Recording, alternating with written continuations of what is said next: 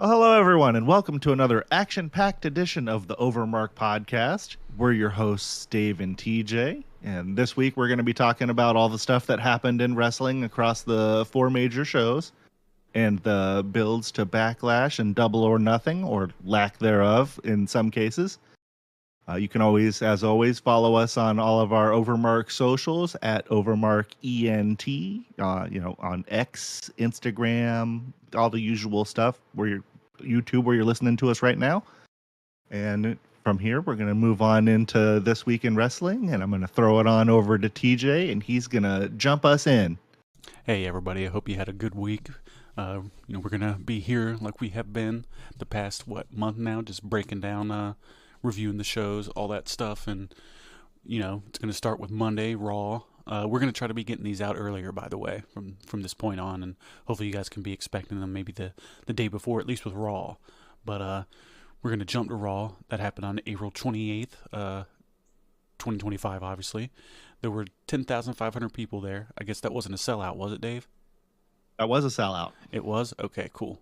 Yeah. The T-Mobile Center in Kansas, Missouri. They usually have pretty good crowds there, but most of the time these days their crowds are pretty decent. It started off with Seth Rollins. He's coming out with a robe. I don't think it was as crazy as his stuff usually has been, because he comes in wearing some crazy shit sometimes. Jeweled sunglasses on his eyes. He declares himself the true WrestleMania main event winner. He did his thing with the Visionary, the Revolutionary, all that. He's got Paul out there and Braun Breaker. They're introducing their new unnamed faction. I saw something like it's going to maybe be the Trio of Terror, which I hope that's not what it is, because that sounds cheap. That's not great. That's like some... I don't even know what to say. That's not a good name, though. Let's not use that. Remember hopefully. The Triangle of Terror, I think, was the one that they had with Pac and the Lucha Brothers over in AEW. The Death Triangle. Yeah, I thought that one wasn't very good either. It's always death something with these AEW. Anyway, we'll get to hating on AEW later. But Zayn comes out, which is cool because he can talk. Like everything he does, he does a great job. I mean, he's always been a pretty decent wrestler, but when it comes to like sympathetic baby faces, he's like the guy right now. Yeah, and he's been gone since I think his Royal Rumble match with Kevin Owens, so this was kind of his return. Was it? Okay, I feel like maybe he came back the week before, but I can't remember anything ever. Maybe he did. Maybe I'm having a blonde moment here, but yeah, either way. Yeah, remember he's back. Remember he celebrated with Jay. That's right. That's right. He did come back last week. I'm an idiot. No, so am I. So I guess we're both there. But he accused Rollins of being a hypocrite, and Rollins was like, how could this be like the Shield? This is completely different. I'm not a hypocrite. And then he said it's just another bloodline, and he was just like, Rollins, good shit here, great delivery. He's a bad guy, but he sounds like he believes his own shit, and he basically told Zayn that he respects him and he'll do a favor for him and try to get him on SmackDown, and he'll get him a title shot right away, I believe was one of the other things. And segment ended, and that was basically it on that part. This is some of obviously the top program on Raw for now, and it's good shit. I really enjoy anything that they're involved with. What about you, Dave? Yeah, I mean, you want to see them doing stuff with the top guys, and goes back to what you and I had talked about the other week when they had Braun Breaker lose the Intercontinental title at WrestleMania. Usually when they have the guys that are in the mid-card with the Intercontinental belt lose it, especially that first time, it's part of an elevation process, and even though they lost their previous match, they kind of pull them up to the main event level. And that's definitely what they're doing with Braun here. And this is going to be a great group.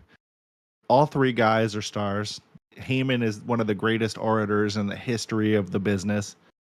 Rollins' outfit here, how he always comes out proclaiming himself the Messiah.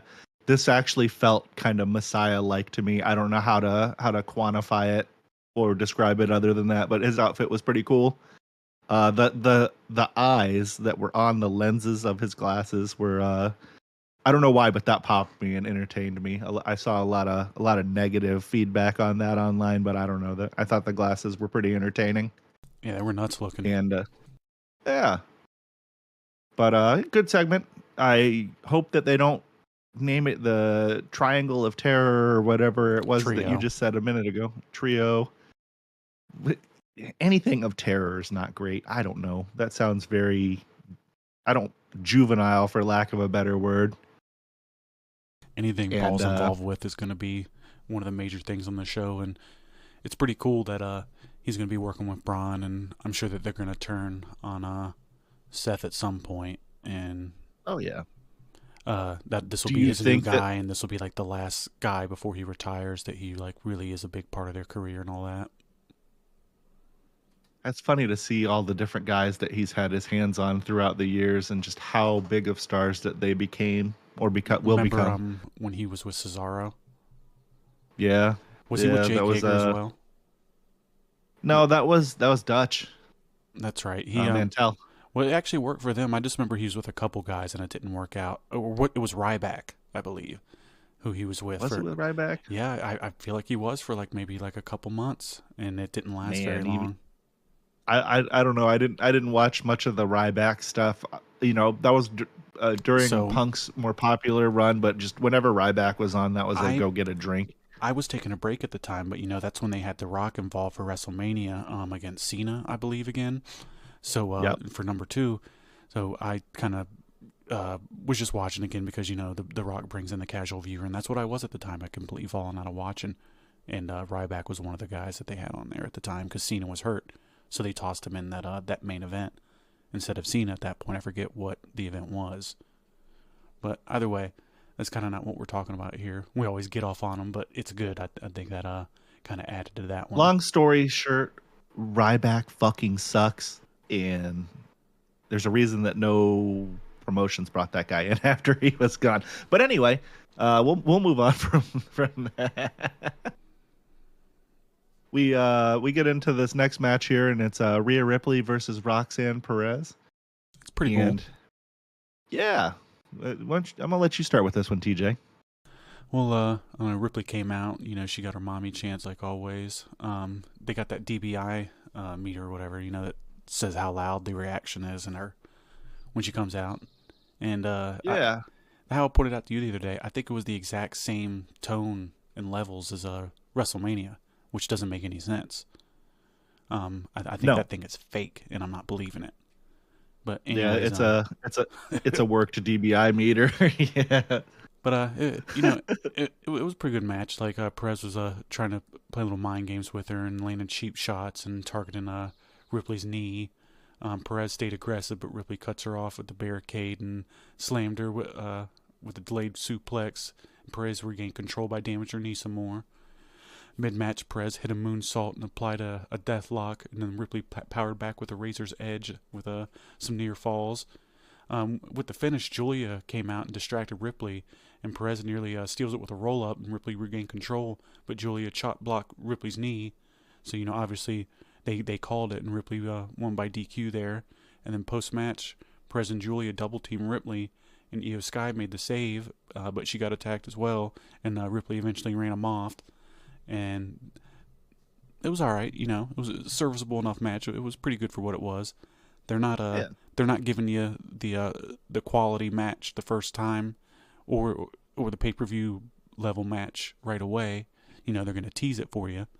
They're not going to give you the real finish, and they're going to be like, oh man, I wonder what's going to happen when these two actually do wrestle a match that doesn't have any interference.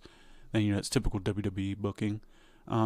It's good for what it was, and it always leaves you a little bit hype for more instead of seeing the full package right away and already knowing what exactly they can do. It's two different mindsets, but one obviously works more for continued interest in what happens down the line, right? Exactly.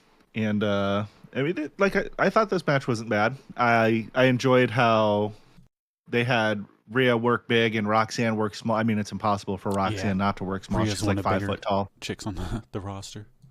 But I mean, they were really able to emphasize her bigness in this match, and tell the story of chopping down the tree or hitting the legs of the giant, so to speak, that we've seen a lot of times when small guys fight big man.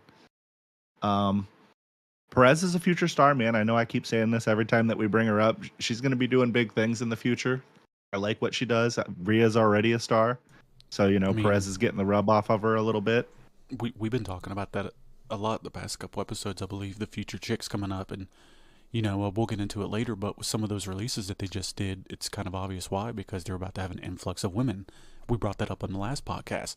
We were literally saying like, some of the chicks there better get ready to be released in the next like couple weeks, because there's some females coming up and they don't have time for everybody.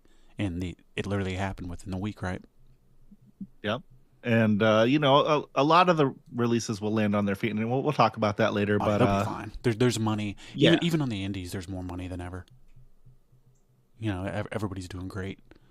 But they just got to follow the Matt Cardona blueprint. He's an exception though, because he had the big WWE rub for such a long time, and yeah, he's pretty decent. But you want to jump us into the next one? Yeah, so the match ends. Obviously, we're past that, and we get a little backstage segment with the Judgment Day. And JD McDonough came back last week, and he returned. And Baylor is, you can tell that they're teasing some dissension, because Baylor is a little butthurt that he wasn't told by anybody that JD was going to be back or anything. And then Liv tells them that they're going to be doing a tag team title match against the War Raiders tonight. That she had talked in, Nick Aldis, and got him a match for the tag team titles since they weren't champions. She figured they'd want to be champions. And Baylor is kind of hyped for that, but he's also still kind of pissed off that people aren't communicating with him. And there's going to be, he'll be the one that splits off at some point, and hopefully he'll do something a little bit better than what he's doing now. And Carlito, as the segment ends, jokes about that he should be a champion too, and that'd be cool. I like Carlito as their little comedic relief. It's okay little backstage segment. I'm not crazy about all this stuff. What about you? I don't know. I mean, they've been doing these little backstage clubhouse segments with them ever since I started watching again. They're all right. They serve a purpose. Everybody in it's pretty good. I like Carlito. He's funny. He was definitely doing some way funnier shit though, like about 5 months ago. With like the boner thing, and yeah, that was pretty good. But JD McDonough's head's huge. They've been teasing dissension between fucking Balor and everybody else for a while. Should be cool when this happens. I wonder who's going to turn on who. I bet it's going to be the Judgment Day, and it's going to make Balor come out kind of like a face type guy. But circling back to JD, maybe it's because I haven't seen him in a while, but he looked to be in better shape than what he was the last time I saw him. I don't know if he got a little bit more size to him or if he's more cut, but he definitely looks to be in better shape than what he was when he had gotten injured. So I guess that time off, because with a rib injury, you can still work out pretty hard. You just got to limit what you're doing with your core. So yeah, I don't know. He looks great. Whatever he did, he keep doing. And Carlito ended it though with chewing on that apple. Yeah. And then we toss to the next thing with Logan Paul coming out. He was calling out Jey Uso. They kind of had something last week too, I think. And Logan Paul insulted the city and said it's time for a world title run. Jey Uso responded saying Paul can't take what he fought 15 years for. They had a little heated exchange, which ended in a super kick from Uso. It's funny, like, Jey Uso's the man, but his super kicks look terrible. Like, yeah, you remember like Shawn Michaels' super kick back in the day was straight. Jey Uso's is like a fucking Nike mark. I think that's a good description. Yeah. Fuck yeah. This is all right though. Jey Uso, they're actually like positioning him now that he has like confidence and shit, and he's standing on his own, and he's I don't know. I like all the stuff they have Jey Uso doing these days. He's obviously over with the crowd, despite what anybody would have you believe, and the reactions that happen in person are really the only ones that matter, and he's getting them better than anybody. One of the most over guys in the industry, not just in the WWE. I mean the dude is over everywhere he goes. Yeah, despite his weak super kick. Yeah, he's not the best in ring in general, but he's good enough, and people care, so that's really what matters. I mean, you remember somebody like Hogan. He wasn't tearing the fucking roof off the place every night, but you wouldn't know that by the reactions from the crowd. Right, people were losing their minds back then. Yep. But yeah, so that was kind of the segment, and it was a little foreshadowing for things to come. I assume, and this match hasn't been announced yet, but it looks like they're building to a Logan Paul Jey Uso match at Backlash. For sure. Backlash is 6 days from now, though. So if they're going to announce that match, I imagine it'll probably be tomorrow on Raw. I mean, otherwise, when are you going to announce it? Yeah, there's not a whole lot of matches even announced for that card yet. But we'll get to that later in the episode here. The next match that we have is the Judgment Day consisting of Finn Balor and JD McDonough versus the War Riders. And, they make their little entrances. And, man, these War Rider guys, I don't know what they're doing with them. They're Vikings one week. Yeah. What did I say? Riders? Yeah. Who fucking cares, man? Close enough. They're fucking bikers one week, they're Vikings one week. I don't know what's going on with these guys. I assume that they're placeholder champions and they'll be used to get somebody over later. But they dominate the match early. McDonough kind of regroups because of Carlito's distraction. Oh, they're not? No, that's right. They lost it to the New Day. Yeah. That's right. They were placeholder champions. I'm an idiot.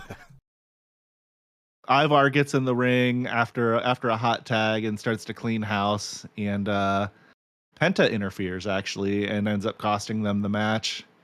And I almost called them War Riders again. We're just going to call them War Riders. Whatever comes out when we're talking about these guys. And then post match, Penta is doing like his little Penta Razor Ramon style walk across the commentary desk, teasing the Judgment Day and the New Day. And then that's kind of it. What did you think of this match, TJ? I thought it was kind of forgettable. Not much. It's some stuff happened. Some guys wrestled.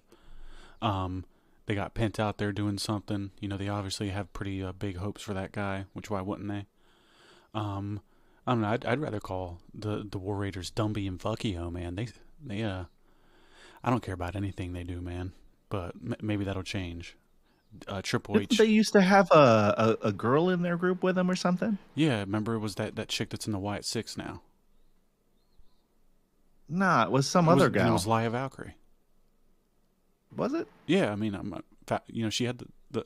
I'm pretty sure it was.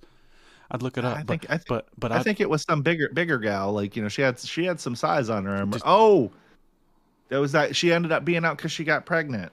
I don't know, but who fucking cares? I'd just look it up real quick if you want to know. But Triple H sucks at fucking booking the tag team division. It's kind of like Vince.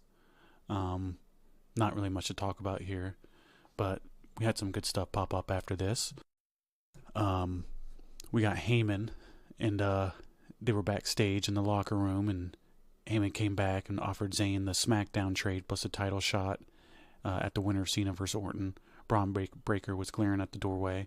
I'm pretty sure this is where he told him that he wanted a match from him, right?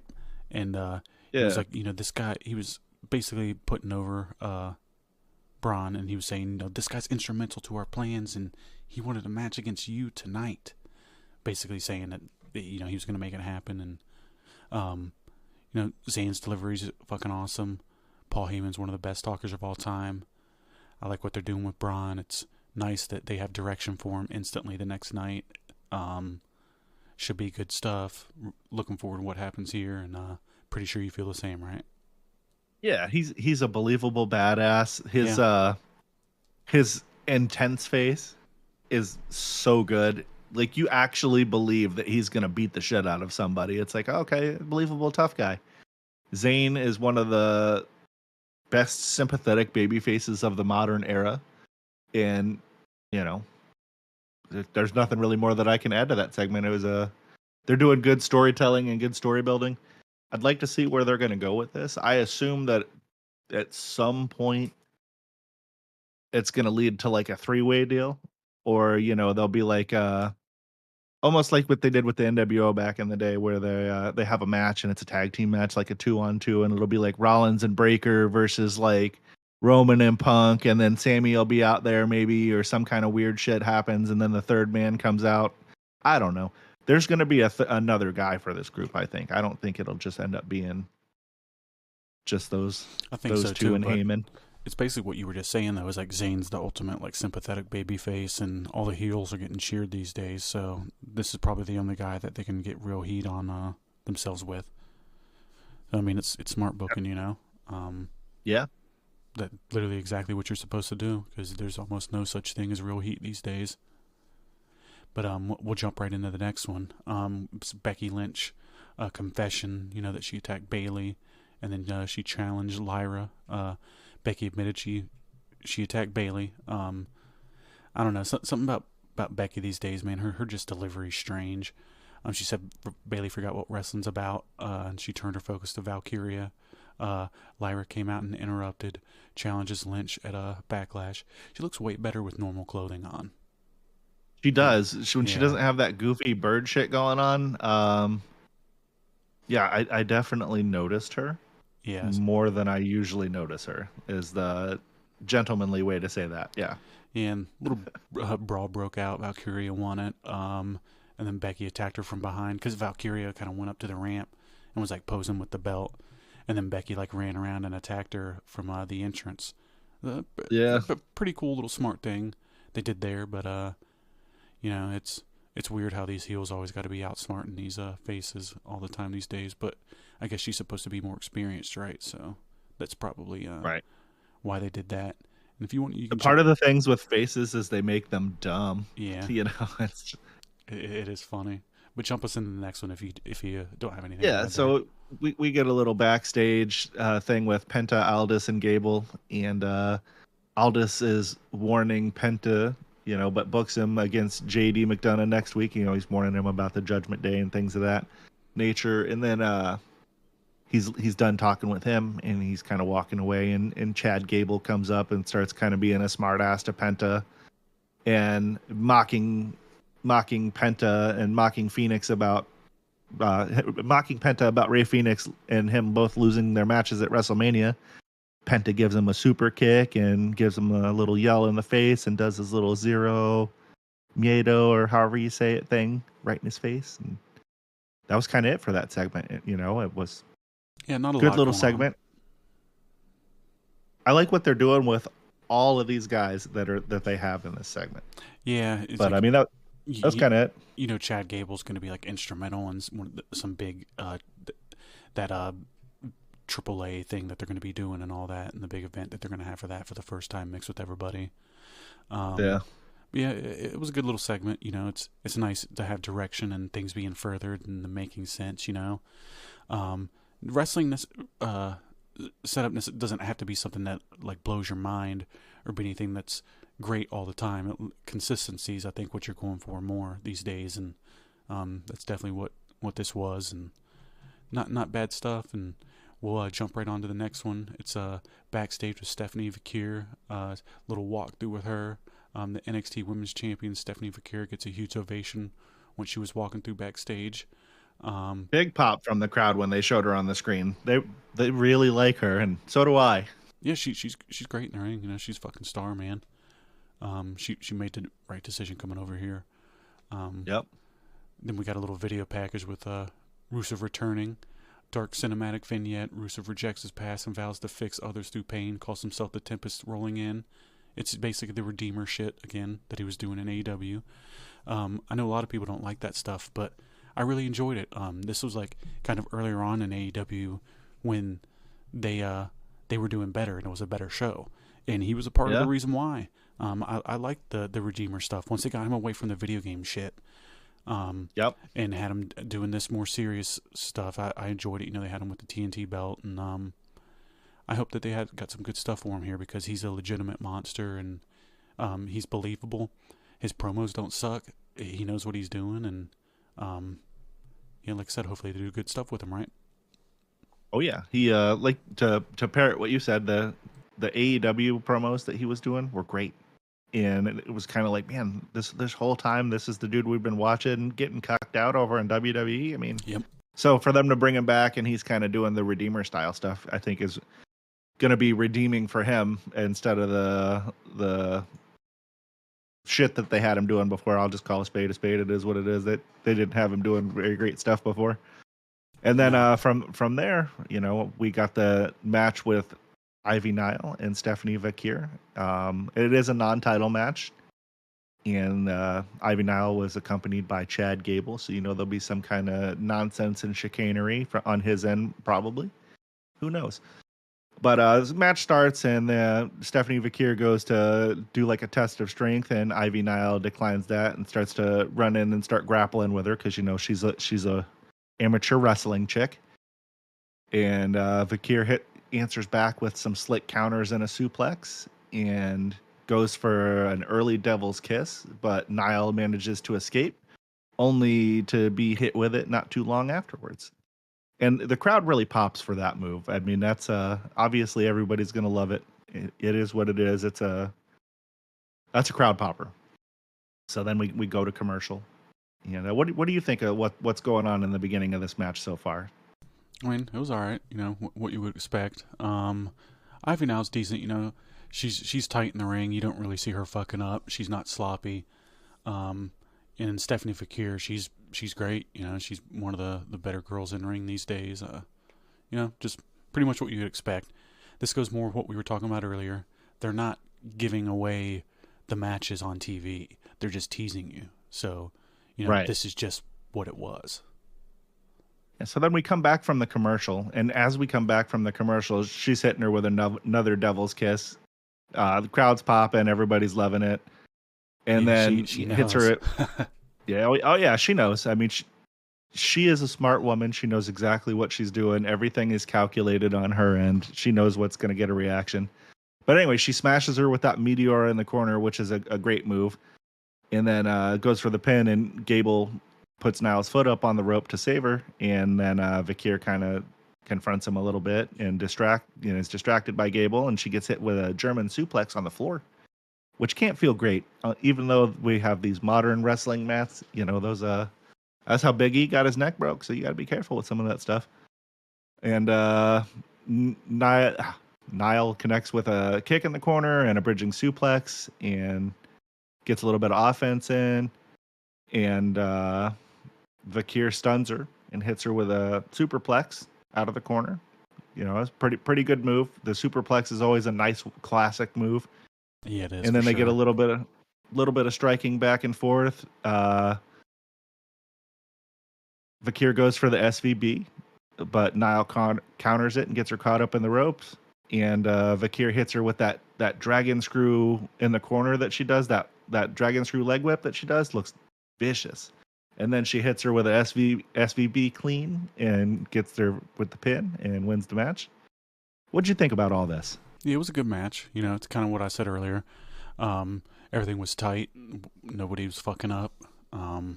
Both of these girls know what they're doing, and it's cool. At least, Ivy Nile, at least right now, it doesn't feel like she's ever going to be positioned prominently in the company, but at least she gets to be like the person that's putting these people over and looking good while they're doing it.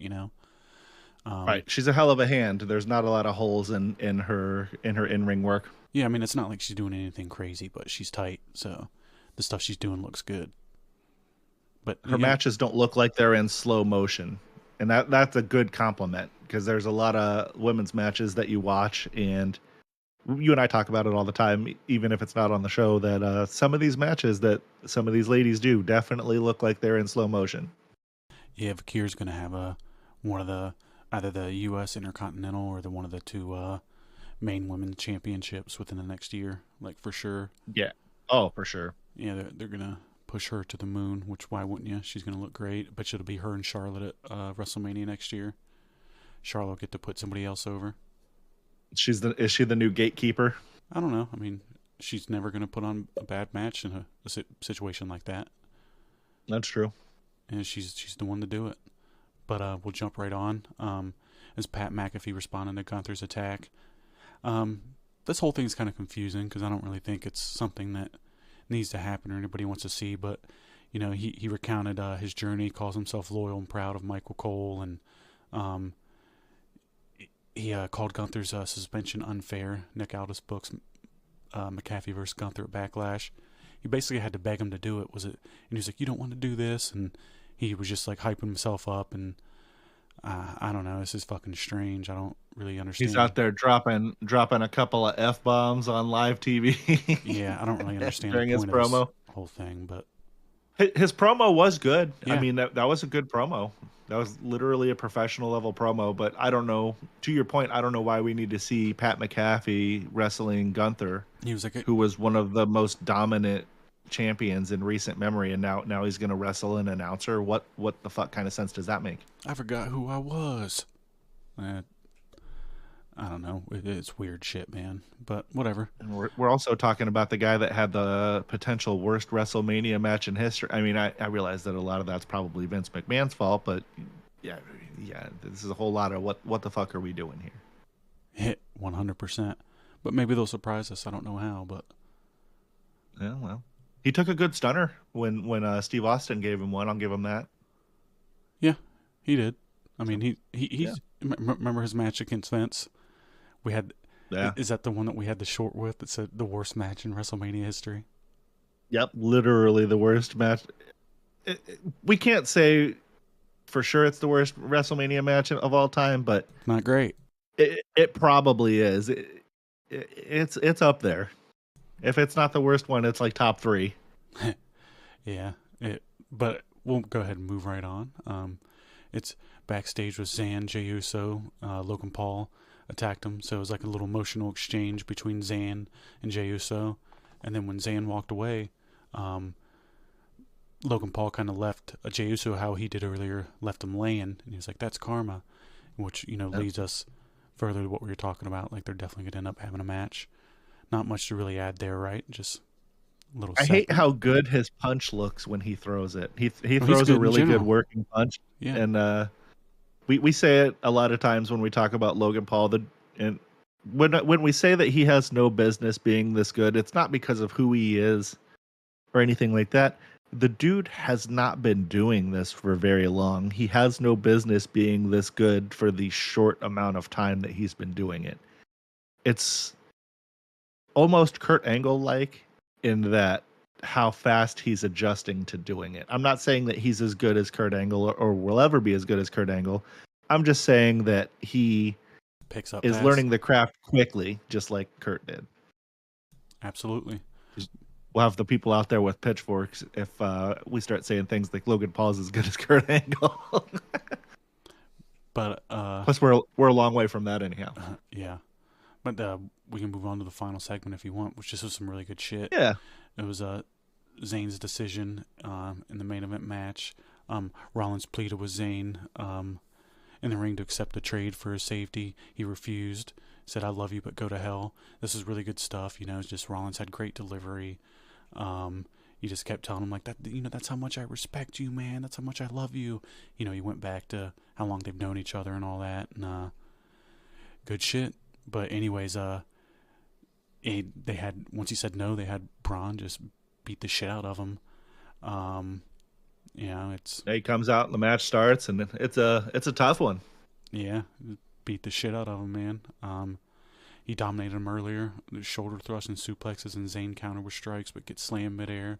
Rollins watches coldly from ringside. In the mid-match, Breakker taunts the crowd and punishes Zayn from outside, slamming him on the announce table. Zayn mounts a comeback with a sunset flip powerbomb and a tornado DDT, but Rollins remained emotionless. Heyman looked uneasy, and then in the final stretch, Breakker crotched Zayn from the top rope and then hits a Frankensteiner. Zayn dodges a spear, lands an exploder, but is cut down by the second spear. Zayn refuses to quit, but Breakker hit two more spears, one on the floor, and the referee calls for the bell after Zayn collapses.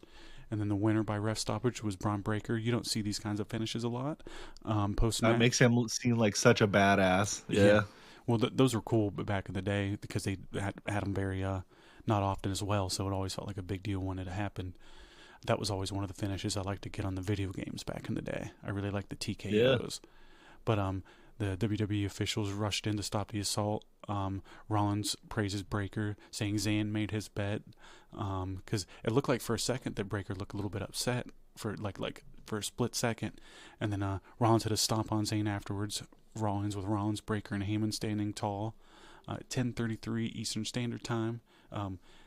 I'll toss it to you in a second, but this was some good stuff, man. Everybody involved's great. This is them furthering them actually having issues as being heels, and the match was decent.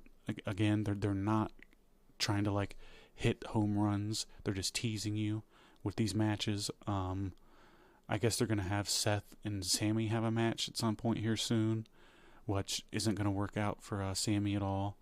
No. What do you think? Yeah, it's hard. It's hard to say exactly where they're going to go. I mean, we speculated on it a little bit, but this stuff is great. This is going to be some of the top stuff in the industry, hopefully for the foreseeable future.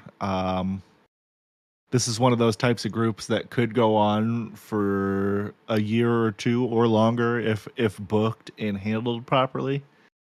Man, everybody in this is a star right now, which makes the program feel that much more elevated. The stakes are high. You really want to pull for Zayn here, and it's one of those, like, you go into a movie where you kind of already know how the ending's going to be. Like, we know how the ending of this is going to be. Sammy's going to end up, trying to be the hero, and he's going to get obliterated. How we're going to get there, though, is the real story here, and hopefully they do well.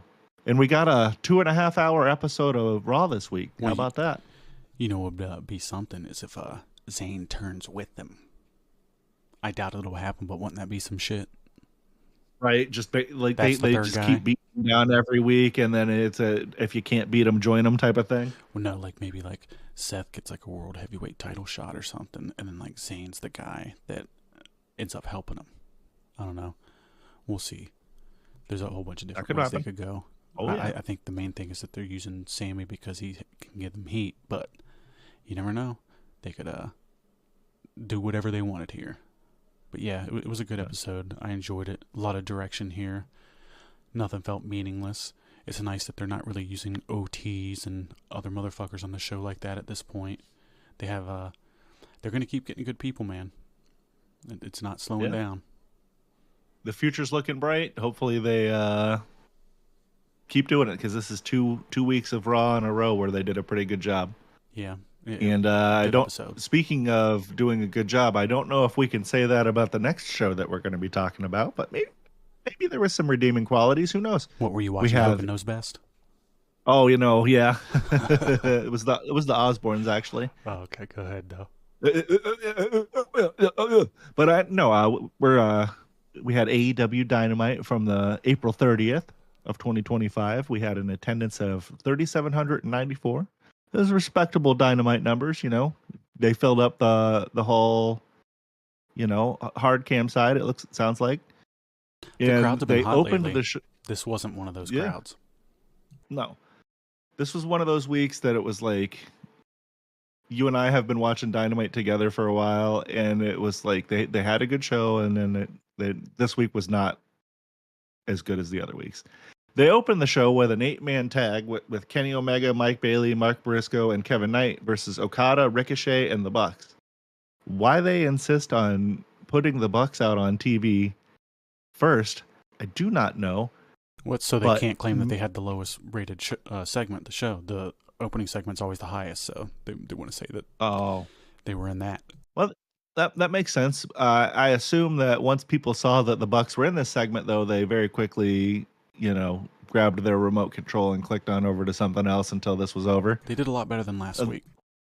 Yeah, the match itself actually wasn't terrible. I'm not going to sit here and go through all of the highlights of it or anything. I just will talk my opinions about it. The too much fucking coordinated moves, too much cooperation.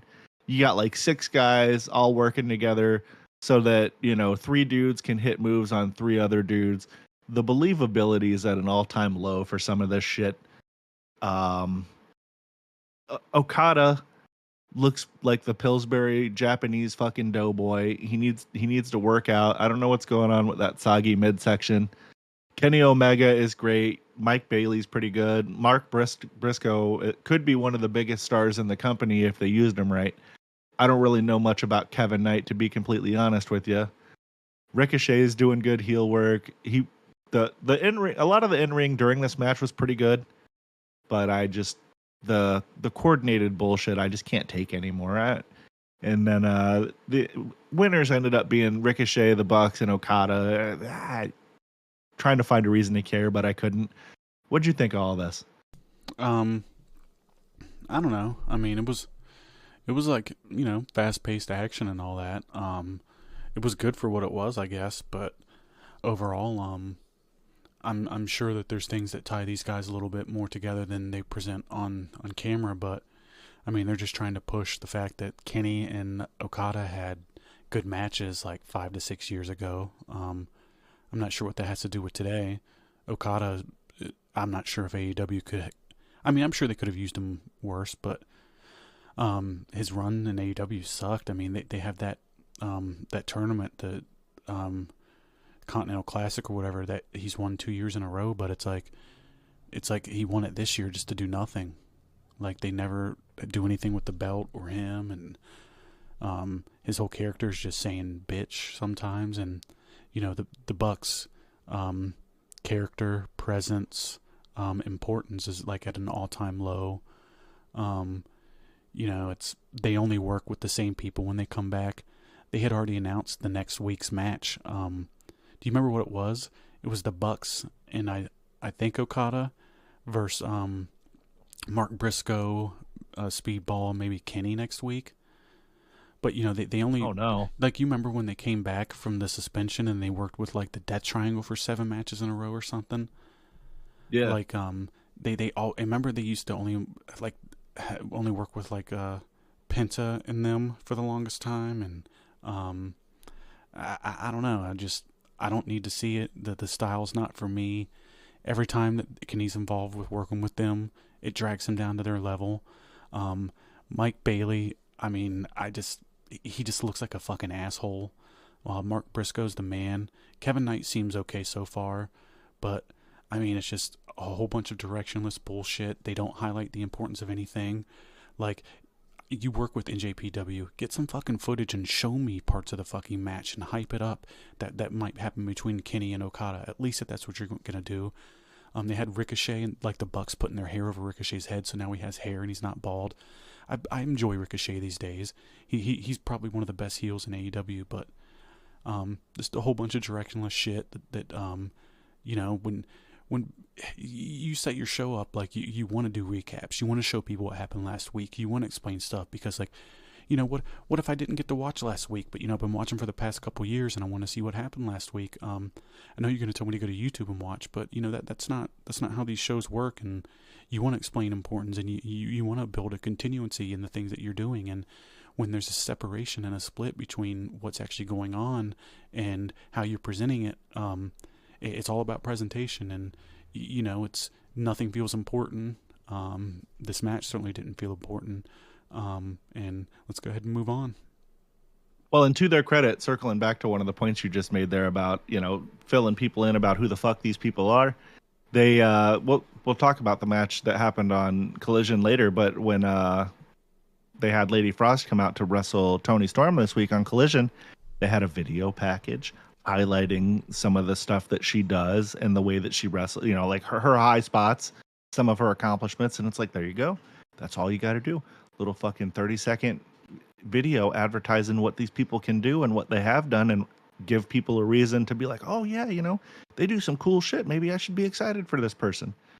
But hopefully they do more of that in the future. But they're not doing that here with some of these guys. But then the next match we get into, we've got the Ops versus Camarado, Titus, and Hawkins. And man, this is going to be a squash match from the get-go, but geez. Joe comes out, he dominates Titus early, he tags in Shibata, and they have some stiff exchanges going back and forth. Hawkins gets overwhelmed and isolated. Hobbs tags in and destroys him with lariats. Hobbs finishes it with a spine buster. Relatively quick match, I think less than 5 minutes counting the entrances and everything. And post-match, the Death Riders come out and they ambush the Ops, and Moxley and Joe are brawling up the ramp. Bro hits him with the coquina clutch again. And while he's doing that, Claudio hits a neutralizer on Shibata onto the steel chair like they had done to Hook the week before.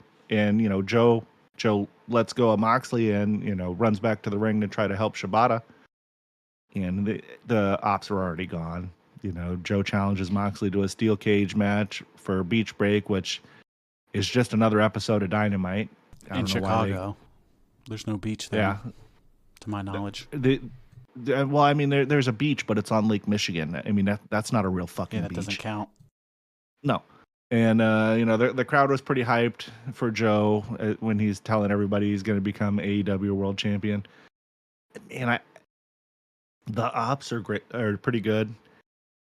I can't with the Death Riders, man. You know, I want to like what they do, but I don't know.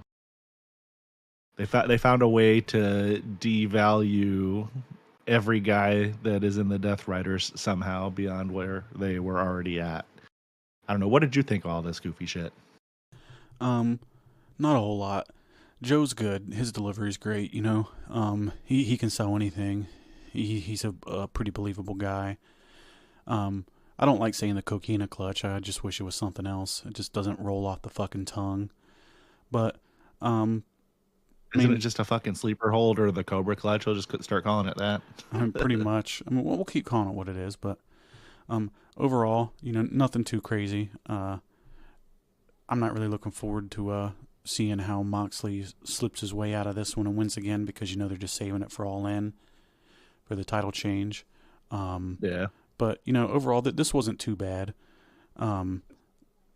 You know, you still don't even know why Moxley's doing what he's doing. Like, they haven't explained anything yet. And why is that thing in a briefcase? And it just, nothing with him really makes sense. And he's fucking terrible. He's probably like the most least talented person in wrestling today, I believe. His matches are always a pretty big letdown, and I'm not really looking forward to the match. And Joe's the man, and we'll go ahead and move on to the sit-down interview now that we had next with Mercedes Moné. Renee interviewed her. You know, she's always doing the sit-down interviews in the back, especially with the chicks. You know, we got the Owen Hart tournament final with Jamie Hayter. Mercedes says that this isn't about the Harts, it's about her legacy. She highlights her undefeated record and calls Jamie a less polished version of herself. The interview ends before a commercial. Not really much to say here. Mercedes running AEW has been terrible so far. Not really interested in seeing her win the women's championship. If they have her beat Tony, they're fucking idiots. They don't have anything for Tony these days. She's just in eliminator matches and just wrestling chicks with just waiting for this thing to happen, which kind of tells you everything about the finish that's going to be going on there. Yep. It'll be she's just going to have all the belts. You know, might as well give her the fucking dude belts too. Why not? Take us to the next one. But yeah, so anyway, we get backstage with Nick Wayne, Christian Cage, and Jay Lethal. And Nick Wayne is being asked about the best of the Super Juniors, and Christian interrupts before he can answer, insisting that all questions go through him. And then Jay Lethal comes up, and he's challenging Wayne for a match for his title tonight. And before Nick Wayne can say anything, Christian Cage accepts on his behalf. And Nick Wayne's looking a little irritated as Jay Lethal walks off, stoked that he's getting a title match. I like what they're doing with the patriarchy. Same here. Christian is a great heel. This is good direction. Stuff. Yep. Christian, everything he's done in AEW for the most part's been good, except a couple small things. They tried to get him to get Jungle Boy and Luchasaurus over. But unfortunately, I don't think we're ever going to see Luchasaurus wrestle again. Where the fuck even is that guy? Did he get hurt or something? Got hurt, yeah. Sorry, I was slipping away. So the floors in my house are a little uneven, and I got a glass thing beneath me, and sometimes it just goes. But anyways, this was some good stuff. I'm looking forward to seeing where they go. They I guess it happened on Collision or whatever. What they did with him later? No. This was the match later. Sorry, I just the whole sliding away thing got me, but. Overall, this was good direction, like I said, and move on to the next one. As the AEW Women's Title Eliminator, Toni Storm versus Miyu Yamashita. Toni won. Speaking of what we were just talking about having her in nothing but World Title Eliminator matches. Yeah, but Toni won. This match was fucking garbage. The in-ring quality wasn't that bad, but but there just wasn't really anything going on here. There's no heat. Who is this? Why should I care? Maybe somebody with a badge needed to show up Yeah. and arrest the people that thought that this was the thing that they needed to put on TV. Yeah, like, if you can't come up with something for Toni fucking Storm on your show, what are you doing? This is one of the best women in wrestling today, and this is all you fucking have for her? No. Just no. Do something good with her. This is like one of the highlights of your show. I think a lot of people like her more than the guys these days. I don't need to see Miyu Yamashita. There's plenty of people on your show that aren't getting any time that could like get the rub from working with Toni or actually having a program with her. So Megan Bain just decided to just move on? Like, I just don't understand anything to do that's going on here. Nothing was accomplished. Nobody came out looking any better. Toni Storm just came out seeming like you don't really care about what's going on with her in the company. The Miyu, whatever, don't need to ever see them again. Don't want to see him again. Shouldn't see him again. I'm sure we will. The match opened up with a respectful handshake. Miyu controlled early with kicks. Toni Storm fired back with suplexes, but get kicks off the top rope.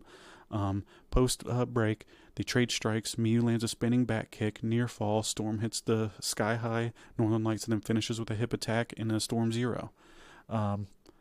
Post-match, Mercedes Moné appeared, vowing to win the AEW title after the Owens Cup. And then Jamie Hayter attacked Moné and stares down Storm. Storm smiles and sways to Hayter's music to close the music. Yeah, she was like dancing and stuff. That was one of the better things on the show. But tell me a little bit about what you're opinion with this whole deal. Man, they keep throwing these matches together that have no build, make no sense. The match was serviceable. It's not like the in-ring work was bad or anything. That we just had zero reason to care about what's going on other than that we like Toni Storm. And I mean, that's not necessarily always going to be enough of a reason to make you care about what's going on.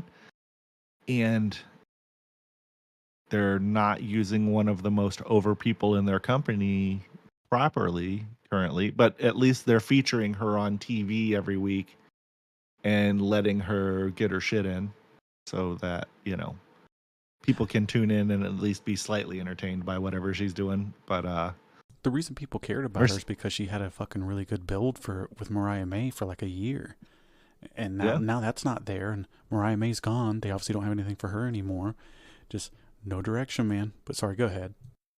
I had heard, speaking of Mariah May, I had heard that her deal's supposed to be up in like June or July, maybe. So I don't know the exact date, but remember we did that short on it that I don't think anybody watched. Yeah, a lot of our AEW shorts and videos don't get as much viewers as our WWE shorts. I mean, that's just also how the actual shows are as well. So I mean, it just compare the two companies' YouTube numbers, and that would probably explain why.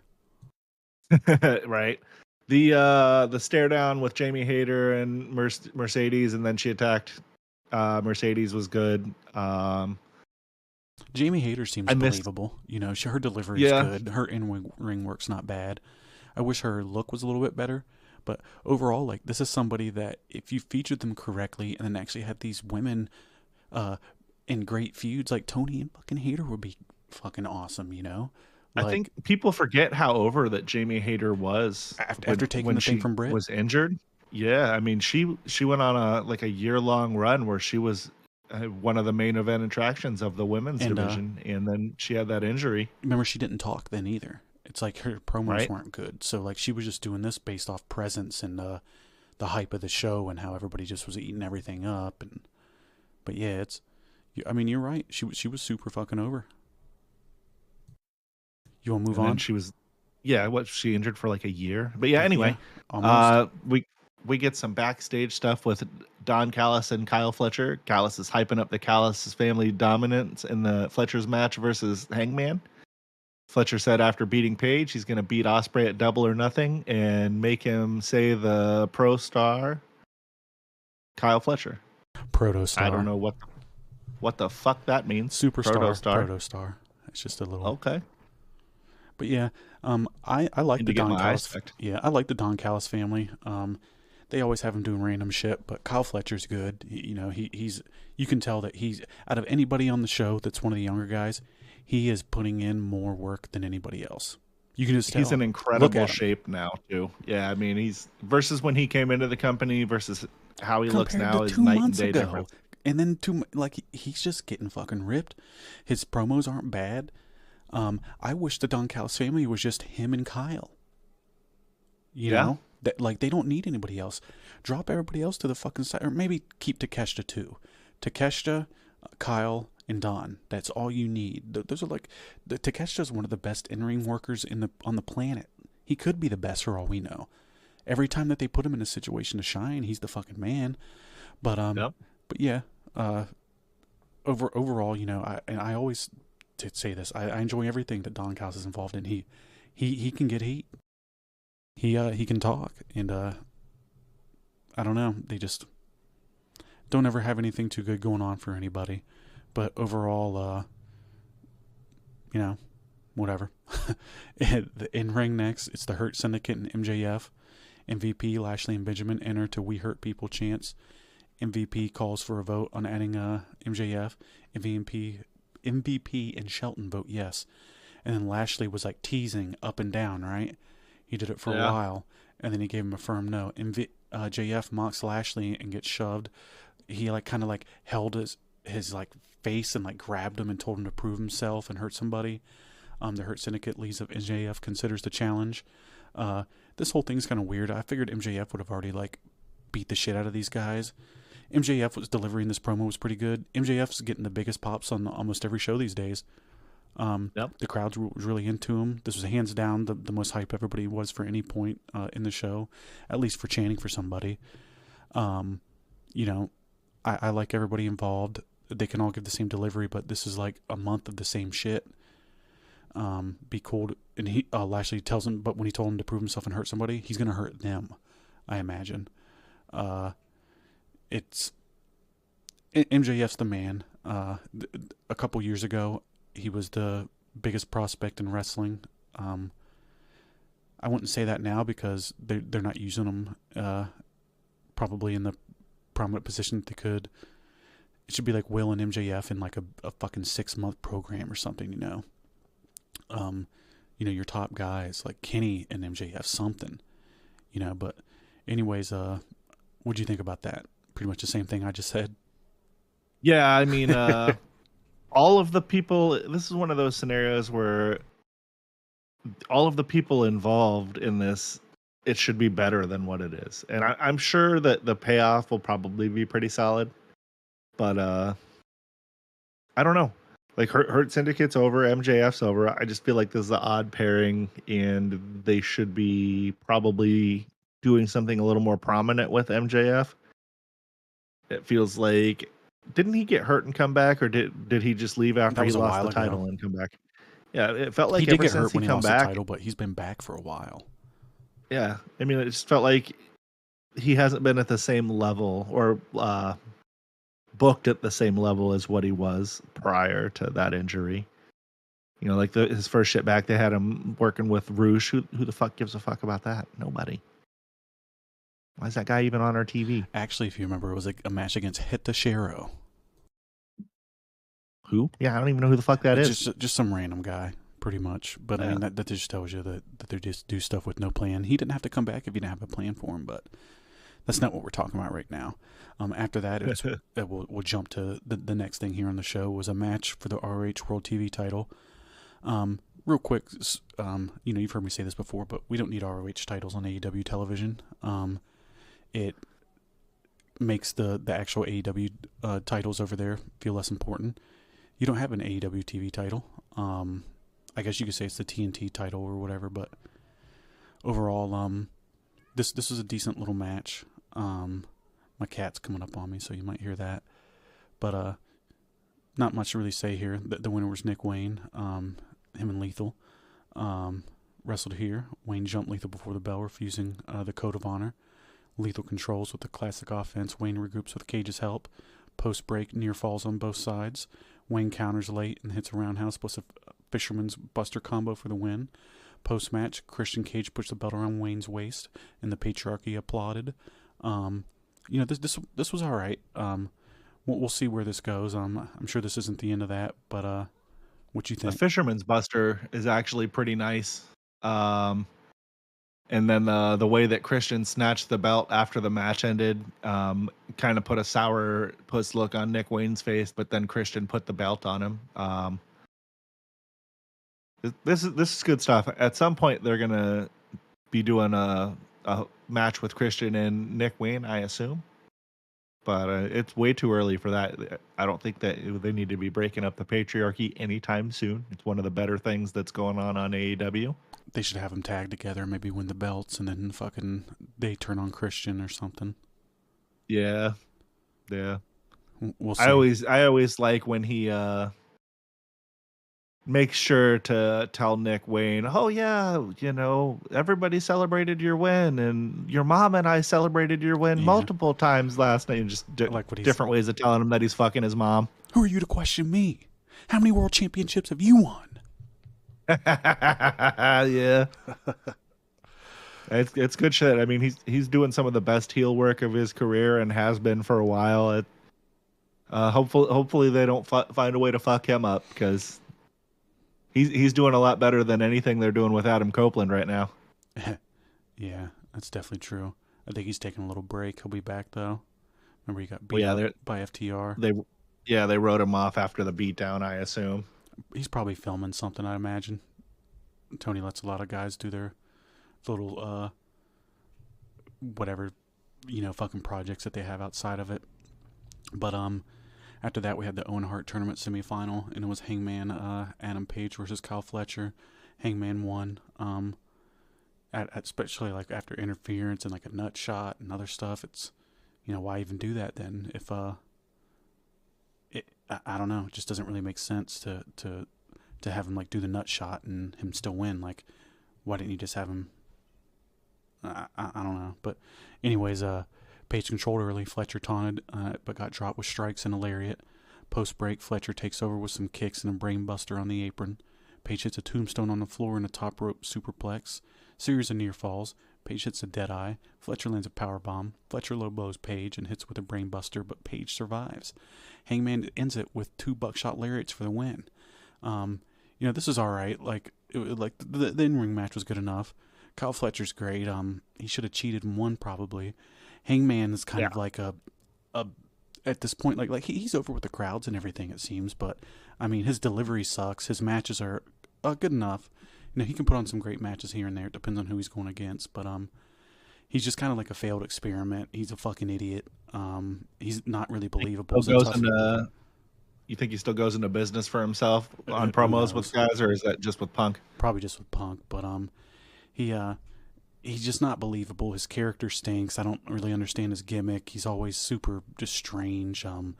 He needs to like do something with his hair, maybe work out a little bit more too. Just, I don't know, this whole tough guy persona, it's just, I'm not buying it. A fake tough cowboy. Yeah, he's definitely not a fucking cowboy. Nope. Got anything to add to that? Yes. Fuck Adam Page. Oh, yeah? That's about it. Yeah. Get this goof off of my fucking TV ASAP. But yeah, overall, like, this really wasn't that great of a show. I don't know what rating you give it or whatever, but it was making me not want to fucking pay attention to it. Just the pacing was not great. The matches just kind of all over the place. There was some good stuff here and there, like every AEW show has, but overall, for the most part, the guys that you see on the show aren't the ones you want to see, and the guys in the prominent positions are probably the guys that shouldn't be there. Kind of proven at this point that you can't really grow a company with the young bucks, in prominent positions on it. But that's a topic for about every time we see him, I guess. It's nothing new, and if you like the Bucks, that's great. Keep watching them. But it's just a proven fact that they haven't done anything in the past 4 years in AEW but shrink the company, and they're just not somebody that you can really grow a wrestling company with, it seems. And we'll go ahead and move on, unless you got anything to add. And they need to send those motherfuckers back to TNA wrestling, and they can go back to being Generation Me, because at least I'm not watching TNA. TNA wouldn't even take them. What are they going to do? Yeah, probably they can't afford them. And what would the Bucks bring for TNA's bottom line? Nothing. They wouldn't. That's true. they wouldn't bring in more viewership or attendance or sell merch for TNA. I mean, I guess they'd sell some, but overall, they're not doing it for AEW. Why would they do it for TNA? But jump us up into SmackDown. So yeah, we got SmackDown this week. Was Friday, May 2nd of 2025. They had an attendance of 6,467 at the Wells Fargo Arena in Des Moines, Iowa. Rare non-sellout for the WWE. They've been pretty much selling out everywhere they have been going. I can't remember what the exact numbers were for the arena. I think it was like 8,000, like 8,100, something like that. So it's pretty close to a sellout, but not quite. The show opens backstage. You get a wide aerial shot of Des Moines as they kick off the show. They're showing Randy Orton, Tiffany Stratton, and Carmelo Hayes with The Miz arriving. And after they cut through all of that, you get Damian Priest confronting Jacob Fatu and Solo Sikoa backstage, and they're kind of pushing each other a little bit, and the officials break them up. LA Knight kind of mocks them as he walks past on his way to the ring, and his music hits. He comes out to the ring, and the crowd is chanting, "Let me talk to you." He's pretty over, He's not as over as what he was a couple of years ago, but when it felt like he was going to be more of a main event guy. But he's settled on into a upper mid-card role here, and I think he's doing it pretty successfully. And he's venting about being denied a proper U.S. title rematch despite being screwed. He's blaming Solo Sikoa and Jacob Fatu for the interference, and says that the real issue is Damian Priest for letting it happen. And then Priest comes out and he admits that Damian Priest is right, but says last week was not about stopping Drew. It was about saving LA Knight from getting another Claymore and losing. And Knight's telling him his timing's terrible. They're just doing some back and forth. LA Knight's kind of pissed off that he thinks that Drew cost him the match last week. It is what it is. Knight, they had some arguing back and forth, and we're going to get a match out of this. What do you think about the pre-match promo stuff, though, TJ? I don't know. It was good. Like, I thought the little entrance was good. How it had like Damon Priest and what's his face arguing and everything. What was it? Jacob Fatu. It was pretty cool. Yeah. And LA Knight walked past him and was just like talking his mouth. The presence of LA Knight's really good. Like just the way he holds himself is of somebody that has confidence and seems like a star. Right. And I thought it was cool. He comes out, always says, "Let me talk to you" thing. The crowd's really into it. They chant everything to do with the guy. It would be really cool to see him have a World Heavyweight Championship run. He's getting up there a little bit, and the top guys in WWE, as long as they're in shape, seem to hold on to like upper 40s. And I think he's like about mid 40s or something like that. But this is cool. Damon Priest is good. Solsko is great. Or not Solo, fucking Jacob. Sorry. It's just funny, like how he's just always fucking losing it, and he's eventually going to be a world champion and everything, and should be good. And I'm mainly just talking about Solo why do I keep mixing it up? Fatu and Solo. For some reason, these Bloodline guys' names just mix me up. Like you can tell, it's got me a little bit fucked up. But Damon Priest is good. Like everybody here, good shit, and I don't know. I'm just dragging it on, but we can go ahead. Yeah, so we get into the match, and they go out to commercial because the referee's got to come down to the ring because they're going to do their match now instead of later tonight. We kind of glossed over that. That's WWE booking.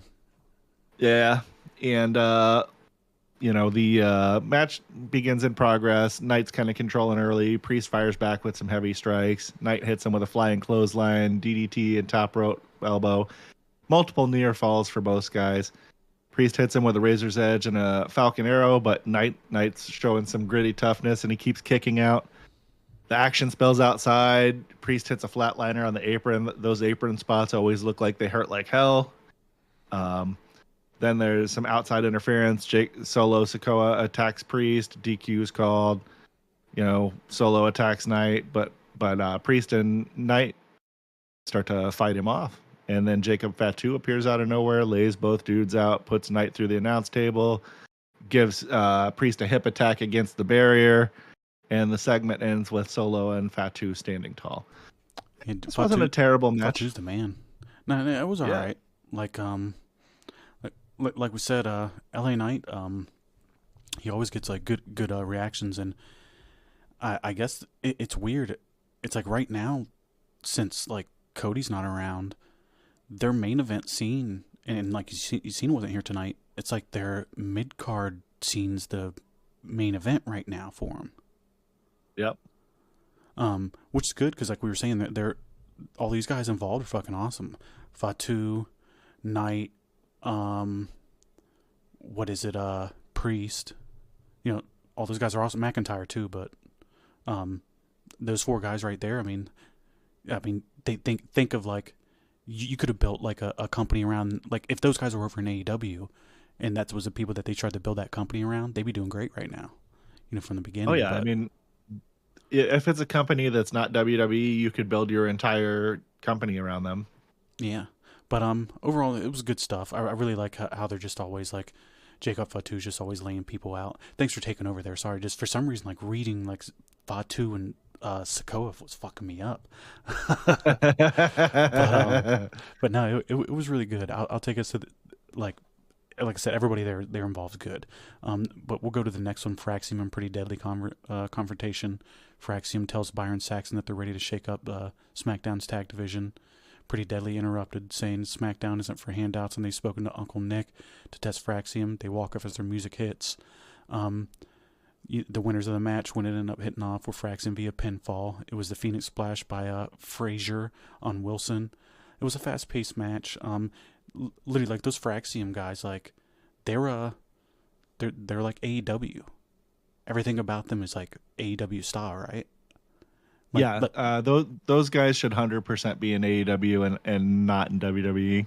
Their look and the way that they wrestle, it just screams AEW. But it was a fast-paced start with double teams and serious suicide dives. Post-break, Frazier hit a springboard drop kick and double DDT. Wilson broke up the pin. Princess busted open, and Axiom lands a top rope Spanish fly. Frazier finishes with a Phoenix Splash for the win. Not really much to say here. They're just trying to, you know, like we said last week, they mainly focus the tag team stuff on Fridays. Yeah. Everybody here, like, you know, they're good enough in the ring and all that, but it's just the connection with the crowd isn't there, and I'm not really worried about anyone involved. They're pretty deadly guys. Like, they're actually pretty decent in ring. Like, they're not bad, and for what their character is, they pull it off pretty well. But I'm not into the whole. They're like the modern day Billy and Chuck. I'm just not into to the look, and I'm sure some people are, but it's not for me. Yeah, it's not for us, and that just is what it is. Ultimately, I could do without both of these teams, and you could find something else to fill this match or segment on the program. Maybe some of the people that you released could be there still instead of these guys. Not that I'm clamoring for anybody to lose their job or anything. I just, you know, I could take or leave this match. I didn't really give a fuck. The Prince getting busted open spot definitely was not a planned thing. They're not trying to get color on TV. Nah, never. Normally. So, you know, that was, he got hard weighed there. So hopefully it's nothing too serious and he recovers quickly, because, you know, we don't want to see anybody get actually hurt. You know, this is pro wrestling, not pro fighting.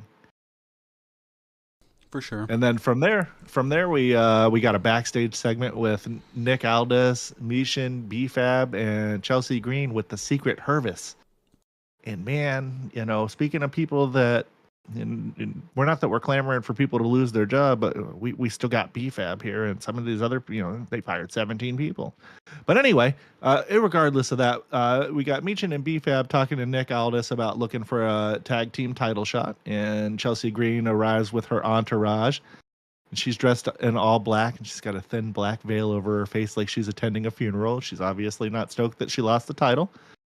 Green is accusing Selena Vega of cheating and tells Aldis that he's not even American, to which he reminds her that neither is she or her entourage.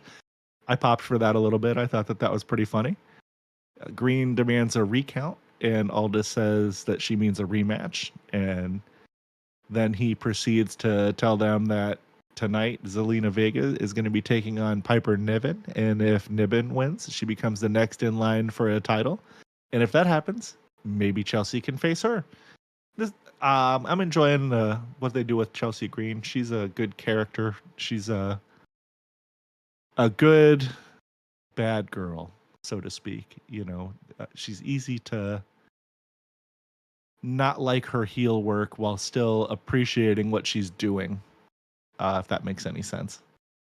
I don't know. I don't understand why they have like a lot of their females act like children. It's really strange. They act like ways that grown people don't act. Their personality's strange, and like her like entourage, like what Dewdrop and the other chick. I don't know enough about the other chick, but fucking Piper Niven, whatever. She doesn't need to be there either, man. She can barely fucking move. It's like she can barely do anything, man. She can't talk. She looks terrible. Like, how much fucking food are you eating if you're working out to stay that big? Like, I'm not trying to shame anybody, but it just seems like she's just not trying. There's a whole bunch of other people that are putting in another aspect of work to their job that you're not even attempting to do. It just makes you seem lazy, and like the least you could do is like have some muscle under there to be able to wrestle and show off your big style. But I mean, it just seems like you're always tired. Like when she's putting on promos, it sounds like she's breathing heavy. Yep. Like I don't know, man. I'm not fucking feeling it. I don't know why the Mi Chin acts like a kind of childish too. It's just weird. It's like, the only person here that's ever going to be really going anywhere, like back to like maybe winning a mid-card title, is Chelsea Green. And Zelina Vega's good though. And I guess the match between her and Piper Niven was all right. We'll talk about that later. But it was an okay segment. It's like I said, I'm not really believing anything involved, and people don't act the way that they do in these segments that they have with some of these chicks. And move on to Nia Jax, Tiffany Stratton, Naomi, Jade Cargill, and Nick Aldis. Nia Jax returns to Boo. She says she's back for the women's title and mocks Tiffany. I don't know why she's there either. She has lost some weight, and she's looking like a little bit better, I guess, compared to what she used to look like. But it doesn't help that she can barely move either. She at least is strong, like is actually physically strong, unlike Piper. And speaking of the Nia Jax thing, we were watching this shit with Brandon, and he got me good because Brandon doesn't know all of the names and all of these people, and he's like, "Who the fuck is this chick? And why does she have a gun?" It's dead. We had to explain to her that's The Rock's cousin, and she's probably mainly there because of that. And to be honest, there's not really a lot of big monster chicks that are out there that could be her size. But I mean, she's just not great in the ring, I can't really name a good match that she's ever fucking had or anything that's blown me away. It's just she's sloppy. She sounds like shit. She looks like shit, just like old Piper Niven up there. And anyways, Tiffany Stratton interrupted and says she's not the same woman Nia used to bully, and she's not offering a rematch, but she'll defend anytime, anywhere. Naomi joins, calls out both women, declares she's done being in anyone's shadow, and threatens Tiffany. Naomi's pretty shitty too. I mean, again, nobody needs to lose their job, but it's 2025. Naomi's got to go. She looks like shit, sounds like shit, can't wrestle worth a fuck. She's probably the worst in ring out of any of these women, which is saying a lot. Those horrible punches the other day where I sent you the gif. She looks like she's just flailing her arms around, throwing a fit while she's riding her like a bucking bronco. It was bad shit. Yeah, and actually, the only person probably worse than Naomi is Jade Cargill, and Jade Cargill is probably the worst in ring in the company, I feel like. She stormed in and clotheslined Naomi. Tiffany dumps Nia from the ring. Jade and Tiffany face off until Nick Aldis appears and announces tonight's match, which is Tiffany Stratton and Jade Cargill versus Naomi and Nia. Overall, this is a really bad segment. Nobody in this can really talk besides Tiffany, and Tiffany's a little bit green, so her delivery's not bad, but everybody's super into her. So, I mean, it kind of, hides that a little bit, and they're not letting Tiffany do anything that she can't do. So, her weaknesses are hid, but they're letting everybody else go out and do whatever the fuck they want, and it's not going good. Jade sucks, Nia Jax sucks, Naomi sucks, and it's just a shame that this is their women's division when they have so many women that are in NXT that are already more talented than them and they could be featuring. And I don't know, just what do you think? Well, you pretty much hit the nail on the head there. Fortunately, though, some of those NXT women will be coming up, very soon. We keep seeing Stephanie and Roxanne. Roxanne. I don't know why I was spacing there. And they keep bringing that. Roxanne was in the women's elimination chamber this year. So, I mean, Yeah. she's been doing good stuff on the main roster for most of the year. They keep bringing her up and down. I think it's probably more because they don't have a full-time spot for her on the main roster yet, and they're letting her get a little bit more polished on NXT.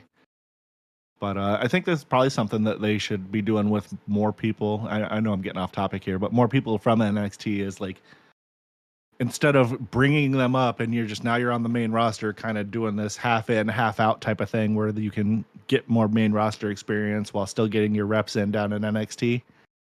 I think that allows for a more polished product of a wrestler than just bringing them up and throwing them into the fire. But anyway, that's off topic. I agree completely.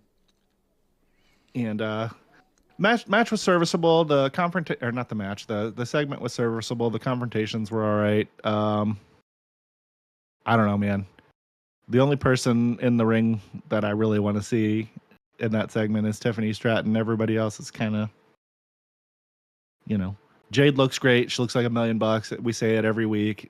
She's regressing at this point. It feels like, I don't know. Maybe she needs to do a half NXT, half main roster run for a while. Yeah. Didn't they do that with her, or did no, they just no NXT? I don't think. And if it was only for like a week or two. But that's probably why she's in the situation she's in now. Yep, because the AEW fucked her. Whoever was teaching her there, I think it was the Nightmare Factory, really did her a disservice. But, at this point, she has too many resources. It's got to be her. She's obviously not putting in the work. Either that or she just sucks. Right. If she's putting in the work now, it's almost like she's not going to get it at this point.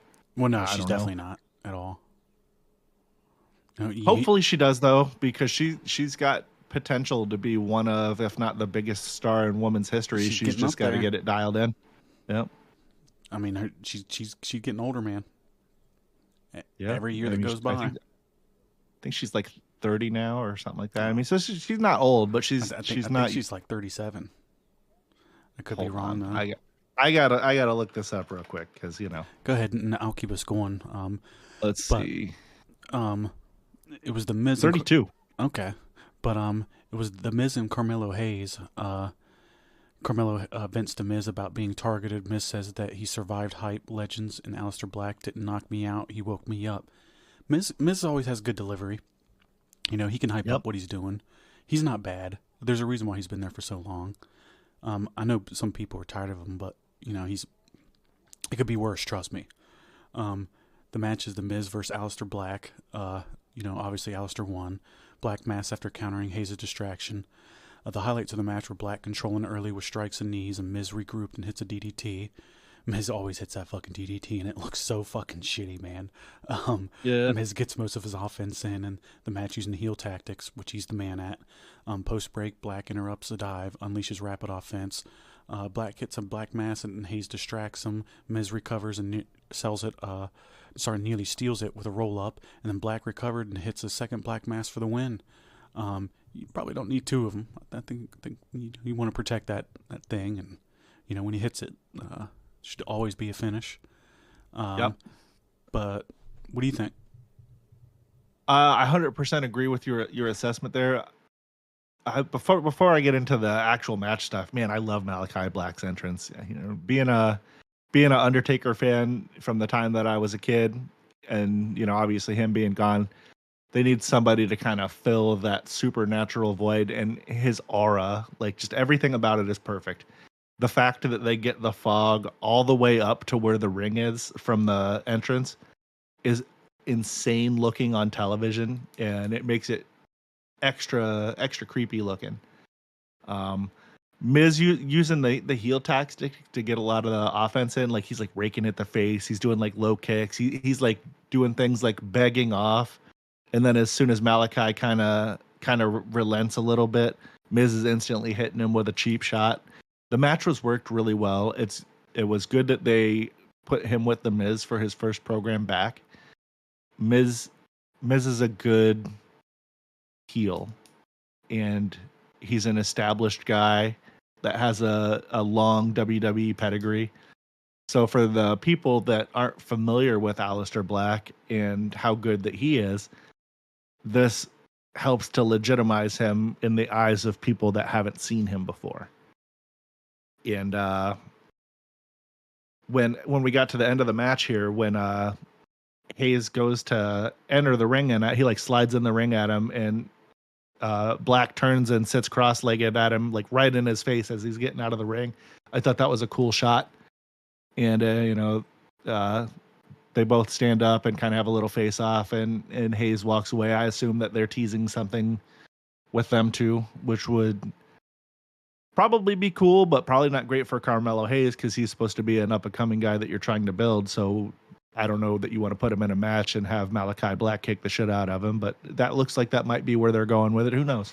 Or it could be just they were just kind of testing the waters to see what kind of reaction that the two dudes get when they're standing in the ring together to see how the crowd reacts. They do that kind of shit all the time. Yeah, it's funny. What'd you think about that? I mean, no, it was good. Like, I enjoyed it. It wasn't anything too crazy, but it was decent. It's funny the old school like heel work that Miz does. I remember like Chris Jericho was doing that kind of work, like getting in the corner and begging for him not to hit him and shit. When he first went into AEW, but he stopped doing that a while ago, and no heel in AEW does that kind of stuff anymore. They're all tough guys, so it's kind of refreshing to see somebody still working the way that traditionally most heels probably should to actually get heat. Right. The chicken shit heel work is always some of the better heel work. It makes people, even if you're smart to wrestling, it just instantly gives you that reaction of not, oh, well, that guy's acting like a pussy. Definitely. But we cut the backstage after that. It was Rey Fenix and Santos Escobar. Escobar confronts Phoenix, calling his WrestleMania performance a disgrace and claiming he's the true heir to lucha greatness. He says Rey Mysterio's gone, hopefully forever. Then Phoenix fires back, says he only trusts one luchador, and it's not Escobar, and challenges him to a night. Man, I'm all fucked up. To a match later tonight. Then we cut to the next match, and it was Zelina Vega versus Piper Niven. Obviously, Vega won. They weren't going to have her, lose after just fucking winning the belt. The finish was a roll-up, and Piper accidentally hits Chelsea Green. This kind of highlights, like, Vega can't be too bad to get a decent match out of a fucking Niven and to work around her. Like, I can't imagine being as small as she is and be like, holy fuck, I got to work with this chick. That's a lot of dead weight in there. But Vega started hot with strikes. Piper takes control with power moves. Post-break, Vega hits a Meteor with a moonsault. Near falls on both sides. Piper blocks Code Red and then sets up a power bomb, but Vega counters. Chelsea Green distracts. Piper accidentally knocks her off the apron. Vega capitalizes with a roll-up for the win. It was okay, nothing too crazy. They're not giving away these crazy high flying matches or whatever the fuck people like these days. The pay-per-view level matches are saved for the PLEs usually, but it was decent. It served its purpose. Don't ever need to see Piper Niven again. Like, please stop fucking showing her on TV. Maybe send her back down to NXT. But anyways, Nick Aldis confronted Solos and Sikoa after. Sorry, what did you think of this match? We'll jump to the next part after. I mean, you just referenced Dewdrop, so all I can think of is the only Dewdrop that I want to hear is Dewdrop her ass from the fucking roster. Goddamn. Yeah. But anyway, the match was decent. I like Zelina Vega. I've been watching her since she was like 19. I think like 2011 in TNA. I mean, she's I think 34 or 35 now. So she's been doing this almost half of her life, literally. So she's really talented. It's good to see her with the belt and finally get a little bit of recognition. She's another one of these gals that size-wise isn't very big. We talked about Roxanne Perez being 5 foot tall. Zelina Vega is like 5'1". So I mean,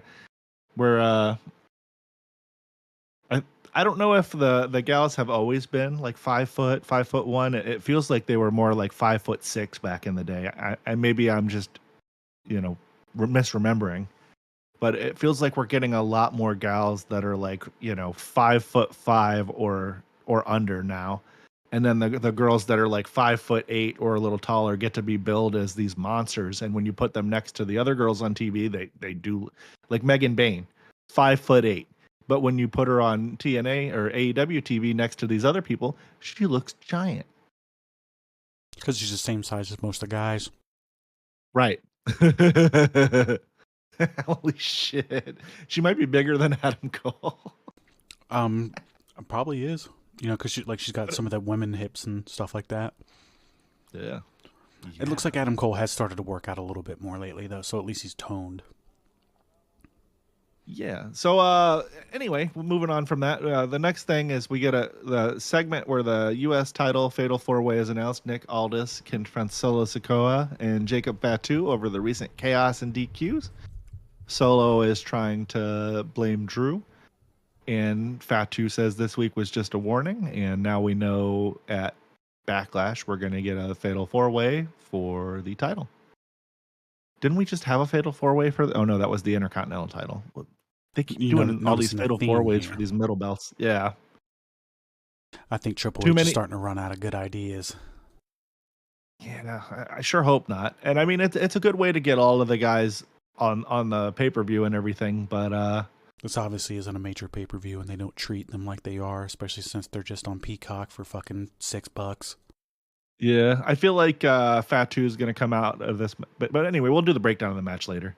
They do the announcement, and Fatu's telling everybody that he's all gas and no brakes. I hate that fucking catchphrase. I don't know, it's just not for me. At least he delivers it convincingly. He does. He does. I believe he could beat the fuck out of me pretty easy. So I mean, yeah, yeah. He probably could fight both of us at the same time and still win. That's a big departure from a lot of the guys that they have in AEW. That you feel like you could have fucking beat up when you were 16 years old. We are some critical motherfuckers, huh? Well, I mean, we've been watching the shit for a long time. Whatever. People can be critical of us being critical. That's fine. Yeah. We get to the final exchange, and Solo's kind of pissed off, and he's accusing Aldis of sabotaging Fatu, and Aldis explains to Solo that he's the one that's the problem, not him. And then that segment ends, and we move on. Up next. Yep, we get Randy Orton coming out to cut a promo targeting John Cena, who is conveniently not there this week. We're not going to see him very much. I think the other show he was saying he had 27 dates or 26. So if it was 27 the other day, he's got 26 now. Either way, we're getting down there. He comes out, he calls Cena arrogant and selfish and a system puppet who became a cartoon while Orton stayed real. He talked about Cena only caring about merch sales and fame and not the fans or the locker room. He mocked Cena for last week telling everybody that he was raising all of everybody else's kids and saying the only thing that he ever raised was merch prices. That one kind of missed a little bit. Cena doesn't have any control of the merch prices. But anyway, he fires back at Cena's threat to erase his legacy, and he explains to everybody over his dead freaking body. He promises he's going to punt Cena at Backlash in front of Orton's own family, and he's going to end his title reign with 3 letters RKO, and he drops the mic, and he does the Randy Orton pose. For an extremely long period of time, I kind of felt like maybe Cena was going to come out and attack him here, but that was just the end of the promo. He really railed on him about the being more than willing to be a cartoon character in the PG era. I really enjoyed his promo work here. What did you think about all this? That was good. Randy Orton's got good delivery. I always hate when the one guy's not there and then another guy's got to carry the feud, but you're probably going to start seeing that a lot with the people that Cena works with. But it's overall good stuff. Randy Orton's got great delivery. You're ready to do his pose for a little bit, but I think he's just trying to get people, let them take their pictures or whatever. Yeah. I do want to see him win the belt. Obviously, he's not going to win it here, but I want to see him break Cena's record or at least tie it. He's close enough, and he's going to be with the company long enough that after Cena's long and gone, there's still a legitimate chance that Randy could at least tie it, and he is one of the greatest of his generation, right along with Cena. He's one of the best we're ever, all man. we're all very critical of that era, the PG era and that sort of thing, but these are two of the biggest stars of that era, and it just is what it is. Yeah, and Randy Orton's great. I think he's better overall talent than Cena in every way. His heel work was the closest thing that you were going to get to the Attitude Era during the PG era. A lot of the time, some of the stuff that he was getting away with, probably other guys might not have gotten away with. I agree, but we'll jump right to the highlight of the show after this. It was my favorite part. It was Naomi and Nia Jax forming an uneasy alliance. Nia tells Naomi that they need to stay aligned tonight and warns her to stay out of her way. Her sights are set on Tiffany, and Naomi casually agrees and walks off, leaving Nia looking suspicious. Man, the hype between these two gargantuan superstars and wow, I couldn't believe it. No, I'm fucking kidding. The Uneasy Alliance sounds like a group of girls that it's like hard to get them to put out. I don't know. All I know is don't need to see these two. I'd really wish you would just get some other women in their place. They're done. We can go ahead and move on from that. I know you don't really have much to add. No, I have a comment about Naomi, but when we get to the match, I'll make that. So then we get to this backstage segment, and it's Randy Orton, R-Truth, and Jimmy Uso. And it's kind of like a comedy meets tension type of deal. Randy Orton's walking backstage when he's stopped by R-Truth, and Truth is rambling, saying that his childhood hero, John Cena, is going to beat Randy Orton. And Jimmy Uso arrives up, and he's trying to calm the situation, and he's trying to shut R-Truth up before he gets his head kicked in. And, Jimmy Uso kind of just reminds Orton, and he's like, you know how Truth is, insinuating that Truth kind of says some goofy, stupid shit a lot of the time. And then R-Truth insists that Cena told him that he was the last real champion and that Cena wouldn't lie to him. I enjoy Truth, and I like his heel work here. And you and I talked about this the other day. Truth is going to somehow help Cena at some point. Maybe not necessarily with this match, but there's going to come a point where the only person that is willing to help Cena with something is Truth. And we are 100% going to see that. You guys heard it here first. Nobody else is saying that shit, but me and TJ are saying it. Or at least I am. Absolutely. What'd you think about all this? Nah, I mean, it was good. Like, everybody involved, everybody involved's good. I like R-Truth. He's funny. It'll be funny seeing him blindly following Cena along at one point, and then, like, Cena begrudgingly, having him follow along, but knowing he has to, like, it'll be the only person willing to help him. Yeah. But yeah, good stuff. And we'll move on. We got a match next. It's Santos Escobar versus Rey Fenix. Obviously Rey Fenix won. Got a Meteora off the top rope after Adios Amigos. The highlights were the hard-hitting back and forth early. Phoenix hits a Hurricane Run off the apron. Escobar takes control with a dive. Post-match, we got Phoenix. He hits a springboard moonsault and I don't know if it's a post-match or post-break, but it's post-break, and then Phoenix hits a springboard moonsault and multiple near falls. Escobar lands a knee drop facebuster, but Phoenix counters with an Adios Amigos and a top rope meteor for the win. It was okay, I guess. Probably one of the weaker things of the show, match-wise. Yeah, but that apron Hurricanrana was not. I mean, every Phoenix is a good wrestler, obviously, and so is Escobar. They had a nice little lucha style match. I don't know.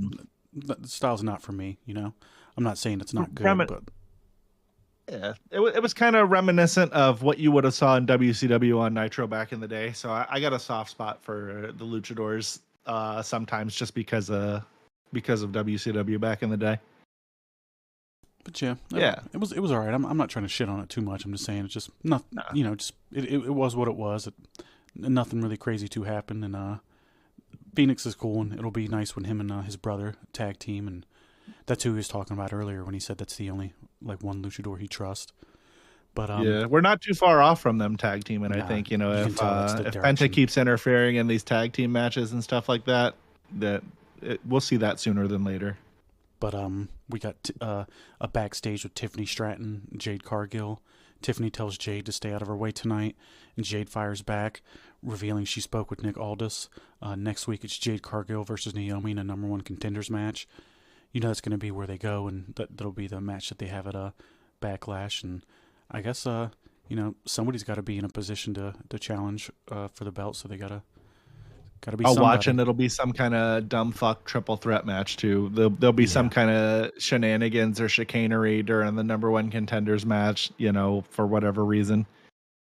And or maybe not, maybe Bianca will interfere because how long she been out now? She's got those broken fingers. A couple weeks at WrestleMania. It ain't long enough. I think it's like 6 weeks or something. Maybe she'll be back. Who knows? A little brace or something.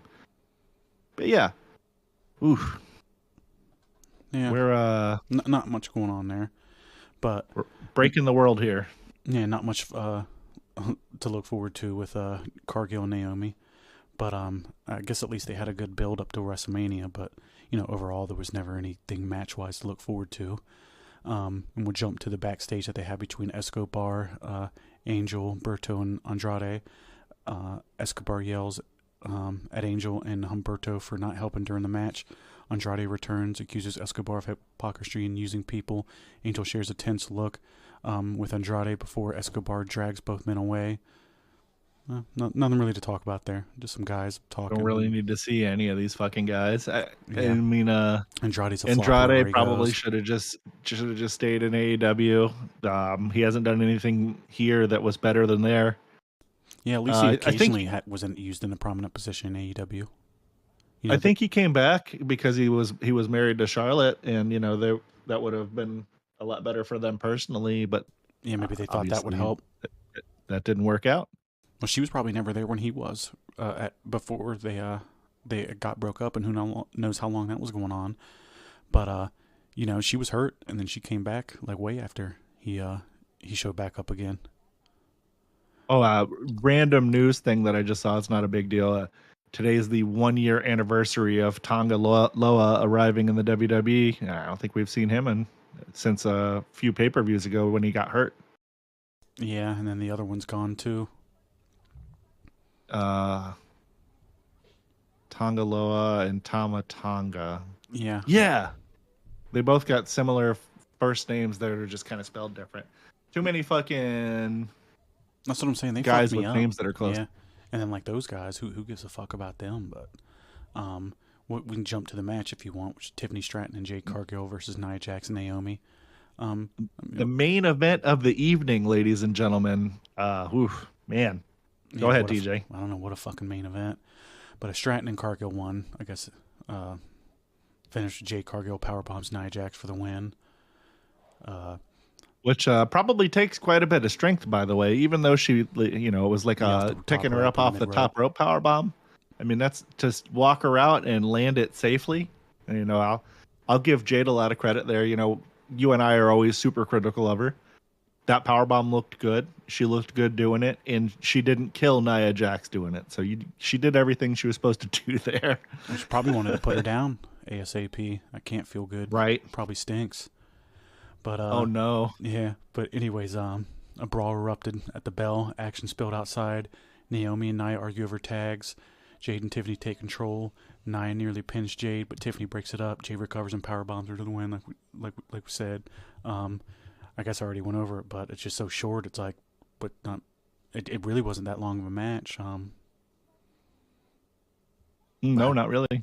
And Tiffany and Jade celebrate, argue over the women's title. Jade holds up the belt. Naomi runs in, hits kiss defeat on Jade. Oh no, on Jade. Like, just reading that, like, you're like, fuck, man. But Naomi poses with the title and SmackDown ends. And now we're released from this episode of SmackDown. Oh, fuck. Before we jump, what do you think? Speaking... Go ahead. I was just going to say, you got anything to add? No, I'm glad that that's over. And like you said, finally we're released from this episode of SmackDown. That SmackDown was not fucking good, man. No, and that seems to be a recurring theme the last couple of weeks, where Raw has been good and SmackDown has been like, right? Cody must have really been carrying the show, but hopefully they can figure it out. And next week, when we talk about SmackDown, we can talk about it in a little bit more positive of a light. Yeah. And but But how are we speaking talking of about being releases, released? yeah, we got a whole bunch of them this week, and we're gonna run through them super fast and give our opinions on some of them. Some of them we might not know who the fuck some of these people are, and we're sorry if you're out there and you're hearing this and you're one of those people. Me and TJ do not watch a ton of NXT. Admittedly, I watch it a little more than he does, but I still don't know who everybody is. It is what it is. But so we'll start with the main roster releases, and we'll just go through them one at a time, and kind of, if we've got anything to say, we'll say it, and if not, we'll move on to the next guy. The first one we got is Dakota Kai. I was kind of surprised by this. I was and I wasn't, because she hasn't been featured on TV, I think, most of the year. I think she was out with an injury, but it has since recovered. But I mean, she was featured very prominently in the whole Damage Control angle. I mean, she saw a lot of TV. She was women's champion there for a while, and now she's just gone. I don't know. What you got anything to add about her? Or Not really. I didn't really see a lot of the stuff she did, so I mean, how could I really add to it? well, she's one of those ones. She'll end up being successful wherever she lands. She She's was the a one good that worker. was team, like that's Shayna Baszler's girlfriend, right? Is it? No, I thought that was the other girl that they released back in February. Yeah, I don't know, but Braun was kind of surprising, you know. Yeah, he big dude, great look, featured very I prominently. mean, he got Bronson Reed and Fatu over. He was instrumental on that, man. Oh yeah, And he those helped matches were great. legitimize those guys. Yeah, and they were like big moments. He was really good at that. Remember, they like had him picking stuff up when he first showed up, and once they got him away from the Wyatts, and he's actually from right up from the road from where, excuse me, from where I live. I think he was born in Denver, North Carolina, and I'm in Statesville, so he's probably about 45 minutes away from here. I think he ended up going to fucking the high school in Mooresville or something. Like, Didn't he? Maybe I'm misremembering, but wasn't he the one that he fired up like that control your narrative promotion, yeah, and it's he was still a kind of thing. like an alt-right weirdo? Yeah, that's him. Okay, cool. Yeah, I'm not misremembering then. Okay, yeah. Yeah, I mean, I think they're still doing it. I mean, I could be wrong. I never really watched that shit, but overall, he'll probably be back doing that. I don't know. Or maybe they'll sign him in AEW. But we got Shayna Baszler too. That will make sense. Yeah, I mean, she was okay. And I don't know if we'll ever see her again charisma. anywhere. She was just there at first because of Rousey, but they have so many girls coming up now that they could actually get over, and you know she's not going to be one of them. So, you know, it's probably good. She can go make money on the indies, and I really hope they don't sign her in AEW because you know she doesn't. The whole package isn't very good. We'll be seeing her in a Ring of Honor show near you soon. I hope not. Actually, I don't watch Ring of Honor. I don't think anybody else does either. So, but Kaden Carter, no clue. Katana Chance, maybe seen her once or twice, and just they were no a tag idea. team. But in any of the NXT people, I can't really comment on. You know, I've never really seen any of them, and the Gigi one was surprising. Like they were just featured pretty prominently up until that NXT Stand and Deliver show, right? Yeah. Gigi and Cora were both featured really prominently in NXT, and Cora had a really good feud with Roxanne Perez, and then before that they were like a faction, and same with Gigi. She had a really good run, and they had a really cool faction going on, and just didn't work out for them. I had kind of hoped that both of them would have been on the main roster at some point. Man, I hate to say I hope we see him in AEW soon, but we saw Gigi in AEW under the Priscilla Kelly name, so there's a good chance that we see her there. But she's also the ex of what's his nuts climbing the fucking mountain. Darby. Yeah, that's Darby's ex, and she did kind of throw some accusations his way when they split. So I don't know if we'll see her there or not. Nah, you know they're picking Darby every time over anybody else like that. Yeah, but both of them I think did good work, maybe not great work, and that's probably why they got released. These other people like Eddie Thorpe, I don't know who the fuck that is. Jakara Jackson, no idea. Riley Osborne, Oro Mensa, I think Javier Bernal. isn't Riley Jack Osborne's daughter? Oh shit, for real? No. You got Joe Coffey. Who the fuck's this guy? Mark Coffey. I assume those dudes were a tag team, right? The Coffey guys or something. And then Wolfgang. I don't know who that guy is. And then Danny Palmer. She wasn't bad. I know it seems like I only know who the chicks are on this list, and maybe that's true. But I mean, she wasn't great. That was probably one of those ones you were going to see released sooner than later. But yeah, I mean that's the releases. Let me tell you something. That's yeah. So like Wolfgang, Danny Palmer, there's no comma, so I thought that was the same motherfucker. So did I, and then I was reading it. I'm like, well, wait a minute, that's not the same thing. Yeah, so that's me fucking up editing the sheet here. I mean, who cares? That just highlights how much we don't know who any of those people are. Imagine if there was a wrestler that was called Wolfgang Danny Palmer, but you wouldn't think that was a woman. No, but we can kind of finish it off like this. Every single one of those people on the main roster is gonna make money somewhere else, maybe more than they're getting paid in WWE, so they'll be fine. And even a lot of the NXT people like Cora Jade and Gigi, they're gonna find somewhere else to make money. I'm sure everybody else will at some point too. Tony can't help but hire these people. It's kind of essentially pointless because they're just gonna get lost in the void of bullshit and nothing happening. But hopefully they get over there and make some money. And it's never good seeing anybody lose their jobs. And I hope they all rebound and they're all happy and find what they want to do. Yeah, good luck with your future endeavors, and I mean that sincerely. Yeah, because nobody likes losing their job.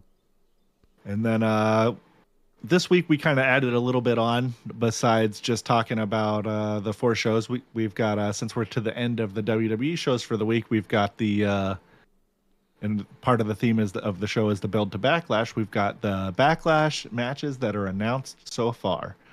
We're 1 week away. Doesn't seem like we have a full card yet, but this is what we got so far. The recently announced Jacob Fatu versus LA Knight, Damian Priest, and Drew McIntyre should be a banger of a match. All 4 of these guys are pretty over. I foresee this as a match that is going to elevate Jacob and, galvanize him as the U.S. champion and a threat,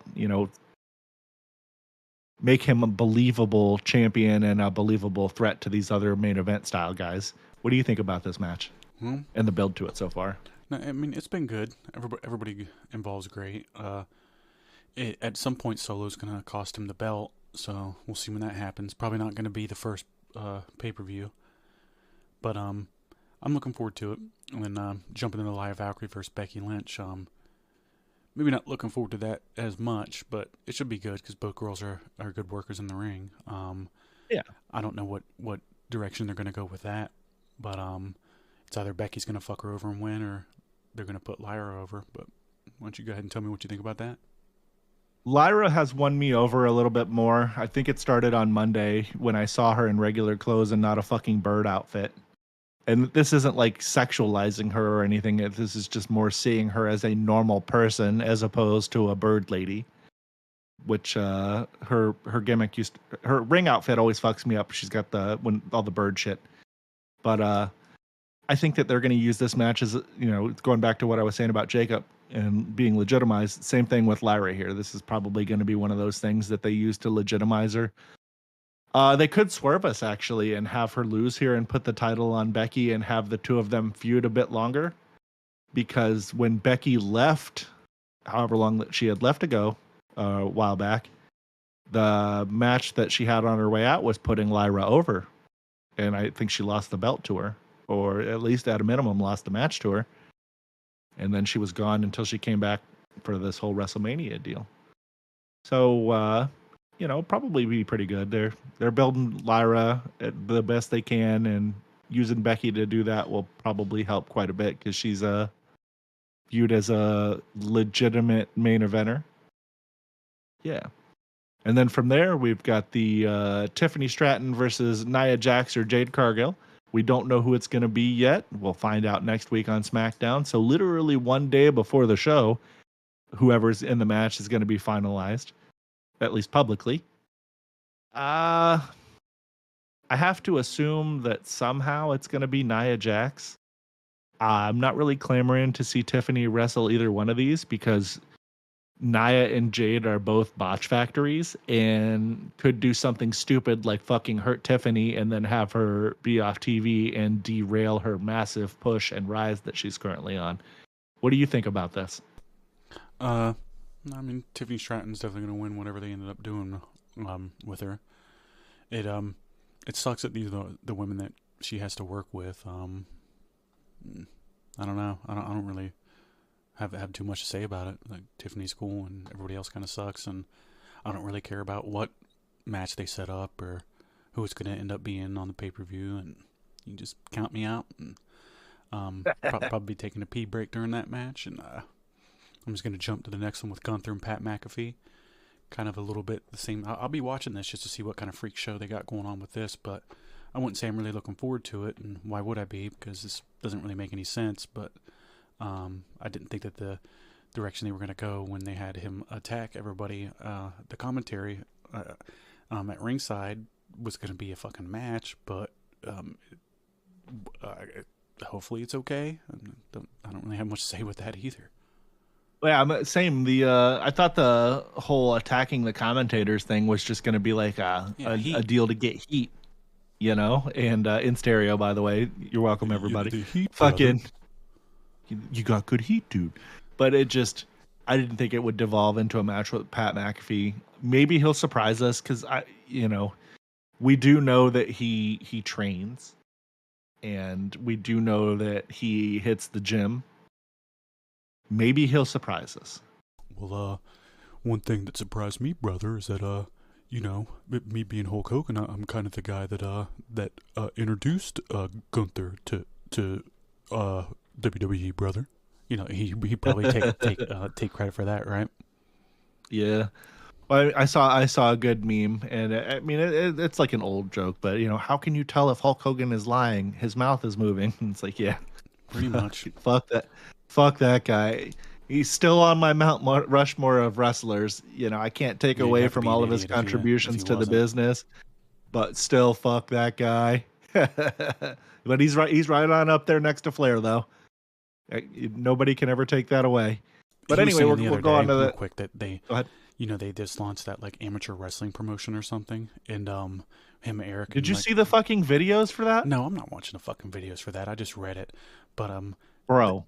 Well, hold on, I'm gonna lose train of thought. But he ended up saying that he they had me wrestle against Brock right after the UFC run, brother. It's like, no, they fucking didn't. Yeah, last time he wrestled him was like 2001 or 2. Like, his UFC run was way later than that. Yeah, I don't know. He's not fucking very smart, and I think he was either lying or just forgot, or maybe a little bit of both. But that's all we got for that, right? With the Backlash. Yeah, his circling back to him real quick though is they announced that this amateur wrestling thing that he's going to be the part of, or whatever the fuck. And the day before, I'm seeing like him and Eric Bischoff posting these videos on Instagram that's like black and white NWO, right? And I was like, oh, this is actually kind of interesting.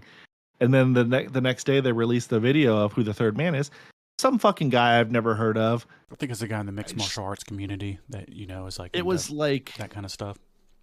The least gratifying reveal of all time. Yeah, it's like you open a Snickers bar and there's a turd in there, and it's like, oh fuck, And then I was seeing video of Hogan later. I think they had him on like Fox and Friends or some shit like that, and he's promoting the brother, the Fight League or whatever it is, and he's got the Hollywood Hogan look going on, like he's wearing the black beard with the bleached white mustache and shit. And the people in the comments are just skewering him because apparently they've never seen him as Hollywood Hulk Hogan before. I fucking guess. Idiots. But they're like, oh man, Hogan looks fucked up. Who let him leave the house looking like that? And it's like, you obviously didn't see him as Hollywood Hogan. And that's why they're not right. I mean, he looks like shit, but he's like fucking 76. So of course he looks like shit. He's a fucking senior citizen. But anyway, fuck Hulk Hogan. That's enough of that. We have AEW Collision from last night, 5/3 of 25, with a monstrous attendance of 1,829 out of like a 3,000 something person venue. The Adrian Phillips Theater at the Boardwalk Hall in Atlantic City, New Jersey. It'll look cool. This was actually a pretty cool venue. Yeah, you and I talked about this last night while we were watching it, and we'll get into it more a little later once we talk about the Tony Storm match. But it was a unique venue, and I liked how it looked on television. Yeah, brother. Yeah, dude. So the first match is the another AEW World Title Eliminator match, like TJ and I talked about earlier. They keep putting Tony Storm in these. This is the second two one. in 1 week, brother. Right. This week, or this episode, they've got Tony Storm versus Lady Frost, and this is a callback to what TJ and I talked about earlier about how them bringing people out and not showing video packages or giving us a reason to care about some of these people we might not know about. They hit Lady Frost with a video package. They show all these highlights of her doing great moves in like CMLL and other promotions and looking like a legitimately good wrestler and giving you a reason to care about that she's wrestling Tony Storm and, you know, making her look like a legitimate person that she could have a quality match with and maybe might be a threat to beating her, which we all know isn't going to happen. But, you know, that's how you build these people and get people to care about them when you're bringing people in from other places. You can't just rely on that. Chick that they barely ever use on the main roster. You can't rely on that everybody's going to know who these people are, like you and I always say. So it's good to fucking remind people who they are. And you had said something earlier about ideally you're growing your product each week and you're at least having some new viewers. So it's a good way to get these new viewers acclimated to your people. But Last week, you know, they had an NBA real quick. They had an NBA lead in, and Collision actually did 700K viewership because of how big the small lead in was for, or the lead in was for that first quarter. Oh shit! It was 700K. It was more than fucking Collision or Dynamite's gotten in a long time. So Collision had beat Dynamite viewership, and I think it was like they haven't had that kind of viewership in fucking like since CM Punk. Yeah, so it's like when those kind of situations happen, and you got a lot of people on it, like explain what's going on. No. So anyway, moving forward, we had the match. Tony Storm ends up winning it with a chicken wing body scissors type of thing. It looked pretty cool. And we had a fast-paced start to the match with rope running and Frost sending Storm to the outside. She hits a flip off the apron and a somersault off the barricade. Pretty good-looking moves. It didn't look like they were working in slow motion, which is nice. We get back in the ring. Storm hits her with a backbreaker suplex and regains control. And they're working back and forth a little bit. Frost hits her with a cannonball and a spinning tornado off the top. They were pretty nice looking moves. Storm hits her with a power bomb. Frost counters her with a chiller driller. That's like her finishing move, or one of her signature moves, not her finishing move. My bad. Storm closes the match with a suplex, hits her with 2 hip attacks, and then the chicken wing body scissors for the win. The match was what it was. It was all right. You know, it wasn't great. And then we get the post match, which is probably more entertaining than the match itself. And this is a callback to what TJ and I were just talking about the venue being cool. She starts laying in the ring, and she rolls while laying down over to the side of the ring to get the microphone and rolls back to the middle. She's like laying there, writhing around in the ring. And she's telling everybody the tramp is still the champ. And everyone's gunning for her, but Tony Storm comes for everyone. And then she ends the promo running out of the venue onto the balcony and proclaims she's here, she's queer, and she'll always be timeless. And pretty funny, goofy little promo with her. But while she's finishing her promo on the balcony of the building, you literally just see the ocean and the boardwalk in the background. It was actually a really good shot, like from a cinematography standpoint. What did you think about all this? I thought it was pretty cool. I liked the shot a lot. The match was all right. Like, you know, wasn't anything too crazy, but Tony Storm probably got like the best hip attack in the business right now. At least, you know, when she runs and hits him in the corner with her hip and everything. Looks devastating. It does look like she's killing these girls. Her power bombs are good. Like, she lays everything really nice. You know, it's when she always has a partner that can do the same. Her matches are always great. Lady Frost is okay enough in the ring, but it's just, you know, not much, too much going on. Why would she beat Toni Storm? And obviously this is just a match to fill some time, but I really like the post-match stuff. It's a unique shot that they got there. You can't really get the ocean to the background of any wrestling show, so it's kind of cool that they were able to do that. And like I said, cool little segment. But the next thing that we did was that backstage promo with Jon Moxley and Marina Shafir. Mox says people close to him are dropping like flies, admits it's hard to find reasons to dislike Joe or Bryan Danielson on the upcoming steel cage match, says he's not scared, he's exceptional at what he does, warns Joe to think twice if he expects Mox to be afraid. I don't know, again, we still don't really know why Moxley's doing anything he's doing and what's going on, and just not really much to like here, and Marina Shafir is kind of like a mannequin that's there, and whatever. What do you think? I mean... I put Marina Shafir in about the same box that I put Shayna Baszler in, like, you know, and then I wrap some chains around it and I throw that motherfucker in the ocean because I don't want to see either one of these people on my fucking TV anymore. But here we are. Man, I'm gonna circle back to a thing that Punk said to Jon Moxley when they were having their feud in AEW. Consistently the worst guy in your group, and it still applies. Still. It's to the point where I'm starting to feel like that he has go away heat and not heel heat, and I haven't been crazy into what Moxley has been doing for a while. I don't know, maybe it's been years at this point that I haven't been into his shit. It felt like when he first arrived to AEW that it was a much bigger deal, and now we're here. And I kind of don't want to see him anymore. Yep. I think everybody's with you on that one. They're gonna get rid of the belt on him at all, and most likely, and if they don't, they're out of their minds. But not a lot really to add. You know, with that, I already gave my piece on it. Just stinky. Yep. It just is what it is. Yeah, we got that 100K highway speed collision 4-way. Kind of weird. Didn't we have like I think on Dynamite 2 weeks ago we had like a 400,000 4-way. Like. This guy's ran out of ideas, man. Yeah. This is the second money match that they've had in like a couple weeks. Kenny was in the other one. I forget who. It might have been a tag team one or something, but man, it's like we know that there's not $100,000 being given out. This is something that they did back in the day, sometimes here and there, but just what a shitty gimmick. I don't know. It's Sammy Guevara versus AR Fox and Kevin Knight and Rush. Rush kind of stinks. You know, Kevin Knight, he's cool.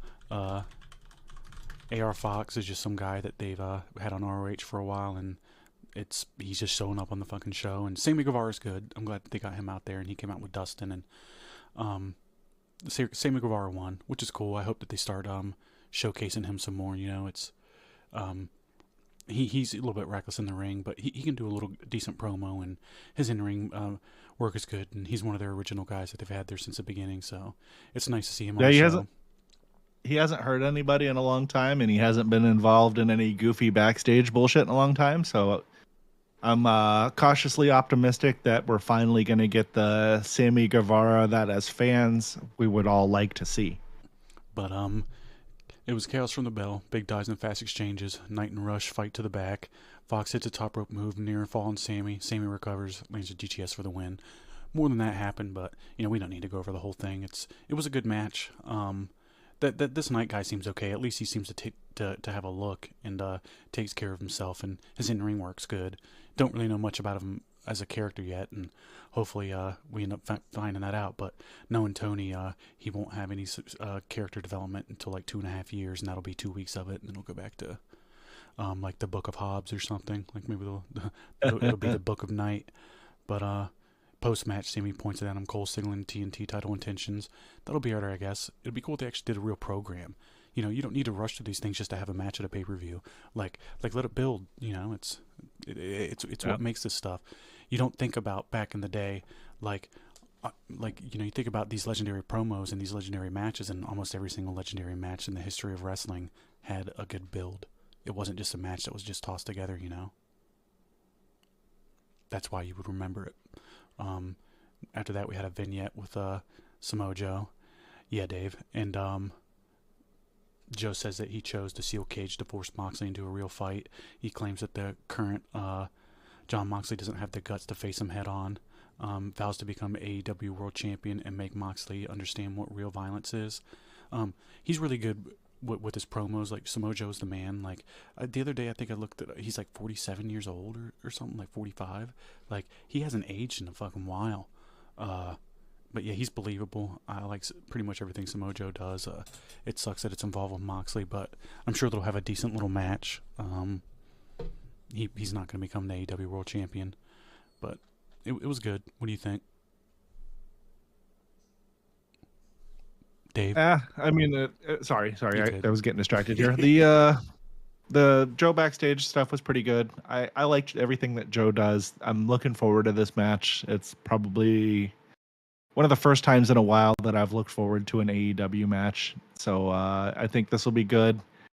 I think that we'll probably get some kind of fucky ending, and Moxley will retain, and he's not going to lose the belt to Joe until like the actual pay-per-view at Double or Nothing.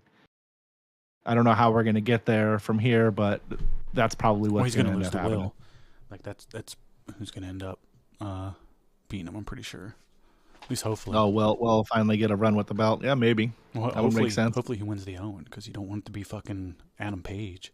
Like, don't go down that fucking road again. King Adam Page. Nobody wants to see that. But anyway, so moving on from that, we have Megan Bayne versus Harley Cameron. I was actually looking forward to this match quite a bit. I was watching the promo build up, and I think the promos weren't featured on TV because, why would you put your promos on your shows? But I saw them online. Like, Harley Cameron cut a pretty good promo in respects to what, Megan Bayne, and she called her, she was like, the Megasis. Some people feel like they have discovered another dinosaur, and in some ways, maybe they have. And it was a good little promo. I recommend that folks go out there and watch it. It was actually pretty solid. And then she had some funny little lines in there about how Megan Bayne had beat down Anna Jay, and she was going to get revenge for Anna Jay. How they share a bond because they went to Coachella together. Oh boy. And she tells Anna Jay, don't worry, her fat ass is in good hands, her hands. And so that was a decent little promo to build up to the match. And then, man, Megan Bayne looks like a monstrous star heel compared to a lot of these girls. And she's not, like we talked about earlier, she's not that big, but she is bigger than your average wrestling girl. So it makes her size look that much more impressive. Ultimately, Megan Bayne ends up winning the match with a face buster finishing move type of deal. And Cameron starts the match off with aggressive kicks and shoulder tackles. She actually was holding her own pretty well. And Megan Bayne counters her with power stuff, throws, knees, suplexes. Megan distracts the ref a little bit. We get Penelope Ford interfering, to which me and TJ laughed pretty good to each other, joking around while we were watching this. Man. And then Cameron hits a DDT for a near fall. They wrestle back and forth a little bit. Bayne hits a Falcon Arrow and Powerbomb, and Cameron kicks out. And then we get the final sequence where Cameron jumps off the ropes thinking she's going to hit a move. Bayne catches her, hits a face buster for the win. And then, we get a little bit of post-match action where Bayne and Penelope Ford start attacking Cameron again, and Anna Jay comes out with a 2x4 and hits Megan Bayne, and it has basically no effect. And Bayne charges Anna Jay. Anna Jay jumps down, pulls the rope so that Bayne falls out. Bayne and Ford retreat, and Anna checks on Cameron, and they kind of finish the segment in the ring. Man, I hoped for this match to be better. It wasn't that great. But I do like both of the people in it, so yeah. I could take or leave Penelope Ford and Anna Jay. Anna Jay feels like she hasn't really improved all that much. I mean, she got better than she was. And Harley Cameron feels like in the short time that she's been there, she has improved leaps and bounds compared to what Anna Jay or Penelope Ford has. So what do you think about all this malarkey there, TJ? I mean, to say it was the best was a stretch, but I enjoyed the fact that these people are feuding and they actually have something for Megan Bayne to do, and it's cool that they're getting Anna Jay involved to get her on TV. People like her a lot. Harley Cameron's fucking awesome. She's one of the better chicks that they have on the show now, and she's one of the people that are actually over with the crowd. But yeah, the match was just okay. It wasn't anything too crazy, but overall, it was probably one of the most direction. They got more direction for fucking Megan Bayne, it seems, than Tony Storm on the show. But I mean, that's basically all I got with that. Nothing too crazy. Just glad that they actually have direction for the females involved.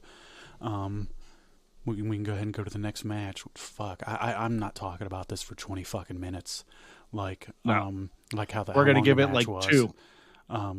That's just a joke on how long this shit was, but we're watching this with Brandon, and I think Brandon was in and out here, but he was watching this match with us the whole time, and like, man, it's just wanting to ever fucking end. Like, so you bring in a new guy from TNA and you already remove all the shine and luster of him, like, instantly. You had him lose his debut match, which was okay. At least he was featured in the Owen. But then, like, he's already on Collision fucking against Brody King in a time limit draw. Like, what the fuck? Like, the draw sucked. The match wasn't great. Brody King's just there, going through the motions and getting paid. I guess Josh Alexander will be doing that here soon, and I'm just not interested in really seeing either guy at this point, and they're just there, and fuck. Yeah. And then they got Lance Archer at the end out there to check on fucking Josh and eat Brody diving on both of them. Yeah. This shit sucks. Yeah, it's just... It's unfortunate for everybody that's involved that they couldn't figure out a way for it to be better. Yeah.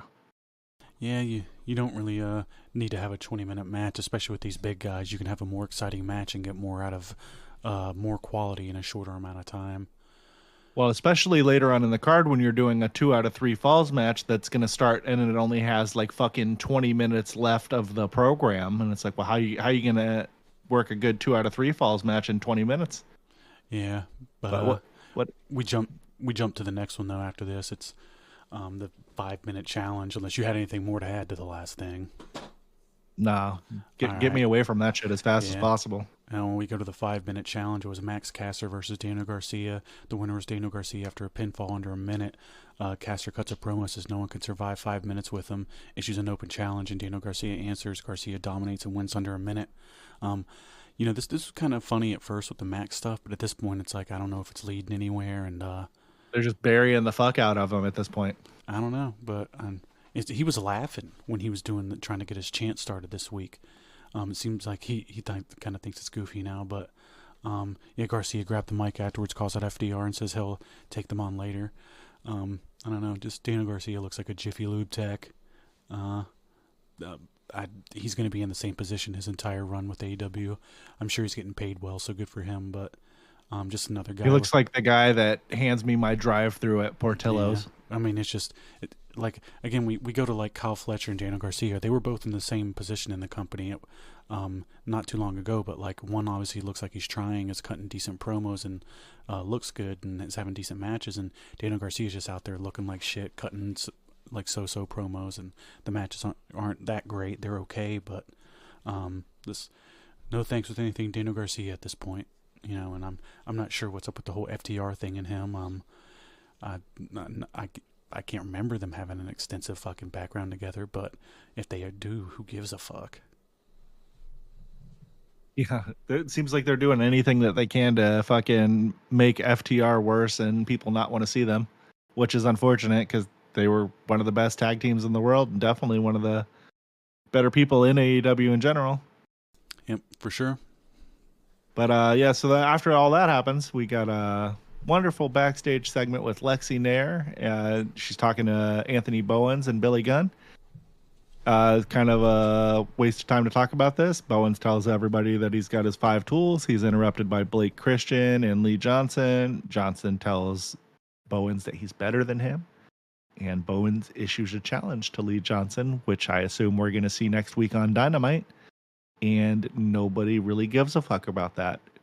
Circling back to what we were just talking to before that backstage segment, they should have just never broke up the Acclaim. They were one of the most over tag teams in AEW.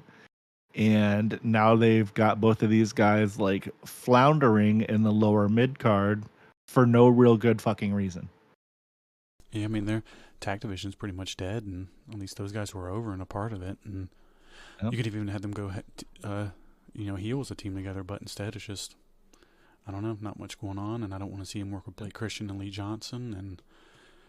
And, it's cool that he issued a challenge to him, I guess, but because I like all the both of the guys, even as singles, the Acclaim, but it's obvious, he doesn't have any real plans or creative for him, and he's not really sure what he's doing. And after that, it turned into Gates of Agony versus local talent.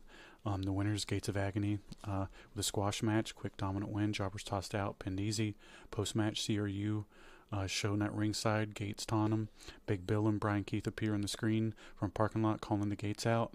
I like Big Bill. I don't know about Brian Keith, but he's not bad. They just haven't given him a position to really show himself in a way that I care about. They had the brawl afterwards in the parking lot. Just the fight broke out. Local wrestlers see him walking with luggage backstage, gets taken out by Big Bill. Brawl continues. FDR remix music hits. In arena, FDR and Stokely Hathaway make their way to the ring. We'll get to the match in a second, but what'd you think about all that stuff? I don't know. I could have honestly taken or leaving most of that, erring on the side of leaving. Yeah, the Big Bill taking out the local wrestler that's just walking with his fucking wheeled suitcase backstage popped me pretty good. That guy's just catching strays for no reason other than that he exists. But that was kind of funny. That the best thing in some of these matches are stupid, funny things that are pointless. Yeah. And that wasn't even really a match. That was just a segment. Just a brawl, if you will. And then, so that, that happened. And then we go into the match, though. We get the 2 out of 3 falls match that we've heard so much about. FTR versus the Paragon, which is Kyle O'Reilly and Roderick Strong, for those of you that don't know. The winner of the match ultimately is FTR at a 2 falls to 1. The fall 1, they have fast technical exchanges. There's a little bit of action. Kyle ends up locking in an ankle lock on Dax, and Stokely's out there yelling at him to tap out because it's a 2 or 3 falls, and you can, instead of having your storyline having your ankle damaged, you can just get out of the hold and the match continues on. So that's what they did. And then the next fall went to FTR. They had some fighting outside of the ring and into the crowd, a bunch of near falls on both sides, and then Kyle O'Reilly was in the ring doing some kind of coordinated stuff with Roderick Strong, and then he gets shoved out of the way, and boom, FTR hits the Shatter Machine and pins Strong. And then for the third fall, FTR gets it again. Kyle actually nearly gets the pin there with some Hathaway interference and confusion, and the referee actually restarts the match. What had happened is FTR was actually really going to lose the match, and Stokely put the guy's foot up on the rope, and so they had a controversial deal. So they restarted the match. FTR hits Strong with another Shatter Machine. Match is over. Crowd goes mild. Post match, Daniel Garcia comes out with a crowbar and starts kind of brandishing it in a threatening manner, but not actually beating anybody up with it. The dude's not very tough. He kind of looks like an idiot. He comes out telling FTR he wants answers and not a therapy session, and he challenges FTR and Hathaway to a trios match next week. I don't know who the fuck he's going to team up with. I don't really care who he's going to team up with. This is kind of beneath FTR, but here we are. What did you think about this 20-minute 2 out of 3 falls match that probably should have been longer and had shit cut from other matches? Not a whole lot. It's Kyle O'Reilly and Roderick Strong are dead in the water. They mean nothing on the show. Just, 2 guys, no charisma, no real stories ever going on. They're just kind of there and lost in Tony's booking Wonderland. it's not to say that the match wasn't bad. Everybody can have a good match, but I want a little bit extra. I want a reason to care. Professional wrestling's more than just having fucking decent matches. The way that they set it up was decent. Again, everybody was good, but I don't really need to see Daniel Garcia. Maybe take that crowbar and just take it to a mechanical shop, or maybe come on the roofs with me. Maybe he'll do good with that. But beyond that, no thanks. No Daniel Garcia, but I know they're going to keep having him on the show. I don't know, man. It's just disappointing, FTR is the best tag team on the planet, and they're doing this stupid shit. No thanks with Daniel Garcia, and Collision was a fucking complete joke again this week. It would be cool if they actually, had plans for some of these people involved, and it's just in a really sad state right now, and it's a fucking sad that it even exists, really. Yeah, they probably should have. Well, it's too late now because of all the contracts and everything, but it would have been one of those things where if the shit with Punk didn't work out, you just fold that show up immediately. Fuck it. Yeah, like Rampage. Yeah, that's what it was. You want to... Well, that's it for Collision. Yeah. We got a little bit of Double or Nothing shit, but one thing much. Before Double or Nothing. So before we move on from the AEW talk, I think this was like Thursday, maybe Friday. We're sitting there, and my wife sent it to me too, and I was scrolling in the morning at work while we're going to the first job, and it was like Mercedes Moné announced this thing where you can get a subscription for $99 a month to be her texting buddy. Which is fucking ridiculous. So it's not her, and if it is, and let's just say she has 100 people doing this, there's no way she can keep up with all these people, and she's not gonna fuck you. You're not gonna get nudes. You're a simp. It's some random fucking guy texting you. Just whoa. It's fucking nuts, and she won't even pay. She won't even take pictures with male fans. She makes them stand 6 feet away from her. It's this is somebody who is a very strange, inflated ego individual, and anybody that pays to do this, man, you just fucking, if you're a guy, just settle in for never getting any pussy for the rest of your life, because that is the in her defense about the picture thing. I wouldn't want some of these male wrestling fans within 6 feet of me either. So it's. I'm just saying though. What do you think? Some of these motherfuckers don't know what deodorant is. Well, yeah, it's a. And I made some notes here about this. Fucking, to your point, it's $99.99 a month. It's being billed as an exclusive, personal, one-on-one, and private.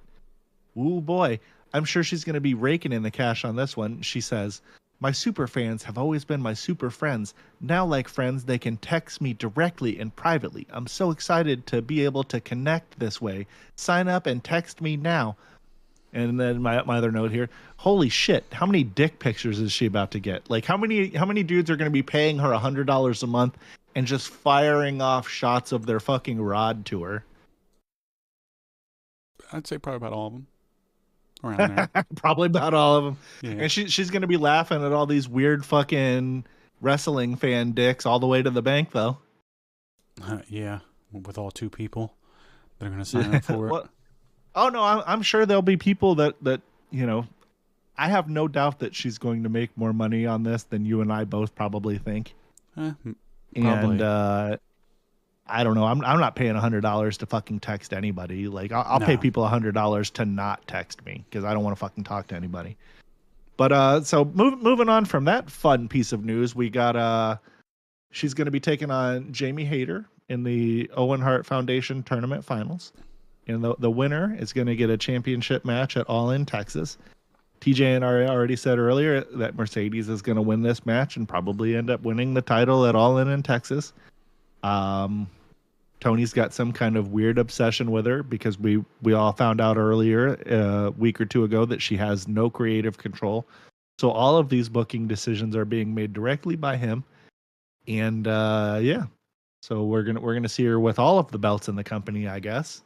And who knows where the fuck they go from there. What do you think of all that? I don't know. I mean, I just want to start from the top down. So Will Ospreay versus Hangman Page. I really hope that fucking Will Ospreay wins. They really need to jump with that guy. He's one of the only guys in the company that has some kind of like presence and aura about him. And I don't know, but aura's right. He has a charisma. Yeah. And Hangman Page just has the opposite of that. I'm sure that'll be a great match, and it'll probably last 35 minutes, but hopefully they go the right way there. And Will is definitely the way that you need to run in that company in the future. And if you do go that direction, I hope you have real plans for him. And then we'll go to the Moné versus Jamie Hayter. Moné is going to win that. I'm sure it'll be a decent match. Anytime Moné is wrestling somebody that is actually decent and she doesn't have to carry, she has pretty decent matches. And Jamie Hayter's good. I enjoy her. Really, not too much to talk about there. Just fucking Moné's going to win, and then she is capable of wrestling a good match. To your point, but she tends to wrestle to her opponents. So like if she's wrestling somebody that's not very good, she's also not going to be wrestling very good. Well, if the person doesn't have any drive and they don't want to get a match out of it, they won't get it out of with her because she'll just throw it in. But we'll jump to number 3 here with is that really all we got for the pay-per-view so far? Yeah. That's it for Double or Nothing. They haven't announced any other matches yet. Also, it's in 21 days, so okay. We have a little longer to build to that than what we're getting to Backlash. But yeah, I feel like maybe we should have more than 2 matches announced. But probably after this next round of Dynamite and Collision, we'll have more matches, announced, and then we'll go over those. Yeah, for sure. But I don't know. I'm not. Man, their pay-per-views have been a fucking chore. What was their last one? Dynasty? That was probably one of the worst pay-per-views I've ever seen. And it was like 5 fucking hours of shit I didn't want to see. It was like 7. God damn. But I mean, stop making pay-per-views so fucking long. Yeah, it's more quality than quantity there. And if you could have let's just say you got like I don't know what's the best steak, like filet mignon. You get like an 8-ounce thing of that, and like, man, that's pretty good. Well, imagine you have a pound of it. You're not gonna like it anymore. So it's right. There's too much of a good thing, and a whole bunch of matches out there with like no heat, and just like for example, the Will Ospreay Hangman Adam Page match. That's just 2 faces, man. Like that's not good. That's not going to make for a great dynamic in the match, and he's just wanting guys to go out there and just have good matches. That's not it. It's never going to be it, and this guy's never going to learn. And it's a shame because he has every opportunity in the world. He just keeps blowing it week after week on having a legitimate competitor to WWE. And the longer he goes with doing this, the harder it's going to be for him. And I don't know. That's pretty much where I'm at with that. Yeah. Why don't you take us on home? Get us the fuck out of here for the week. All right, that sounds good. We got a long one today, but on the next episode, we're going to be trying something a little bit different next week. We're going to be recording, like we said earlier, and releasing reaction reviews of Raw, Dynamite the day after the shows, so we can get them a little bit closer to what they're doing. As we figure the earlier the better. We're trying to grow this, and we want you guys to be getting maybe coming to us, instead of other people, because I imagine it's not ideal, listening to a review on a show that happened the next day while you're at work. You're going to go to somebody else because theirs is probably more fresh. Well, we want to be that fresh review for you, and we're going to be trying to provide that, and we're going to be learning and putting in the work to make this shit happen. I know Dave's real excited about it, and I am too, and we've been having a lot of fun about with the whole thing, and like I said, we're going to be trying to get that out to you more. And if you guys got any suggestions, you want us to start doing any content, you got any segment ideas, just hit us up. We're here to talk with everybody, and we got our social medias. It's OverMark ENT, pretty much on everything that you're going to find out there. So if we're on it, or if you got it, we're on it, and check us out on it. And you want easy listening, we're on Spotify. So if you don't want to fuck with YouTube, we're right on there.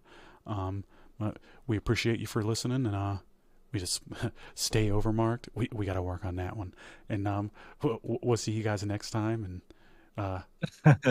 it's fun, like always. We got a shitty catchphrase. We'll figure out something. Yeah, it was fun. Thank you, TJ. I appreciate all the hard work that you do every week. Yeah, you too. This shit doesn't just come together easily like people might think that it does. Yeah, maybe we could call people the Overmaniacs or some shit like that. I like that a little better. Yeah. Till next time, Overmaniacs. Fuck yeah. Yeah, but we really appreciate you guys for tuning in. And like we said, just create that dialogue with us because we're here. And you guys just ever want to reach out, we got that Discord, and we're here to talk. So thanks for tuning in, and we appreciate you for listening. And that's me signing off as TJ. This is me signing off as Dave. Everybody have a good week, and we'll hopefully see you next Tuesday. See what I did there? Yeah, for some better wrestling next week, hopefully, because this week I think we had one good wrestling show. The couple weeks before, it was AEW. I feel like I had the best shows of the week, but that wasn't the case this week. But we're signing off. We hope you guys have a good one, and we'll see you soon.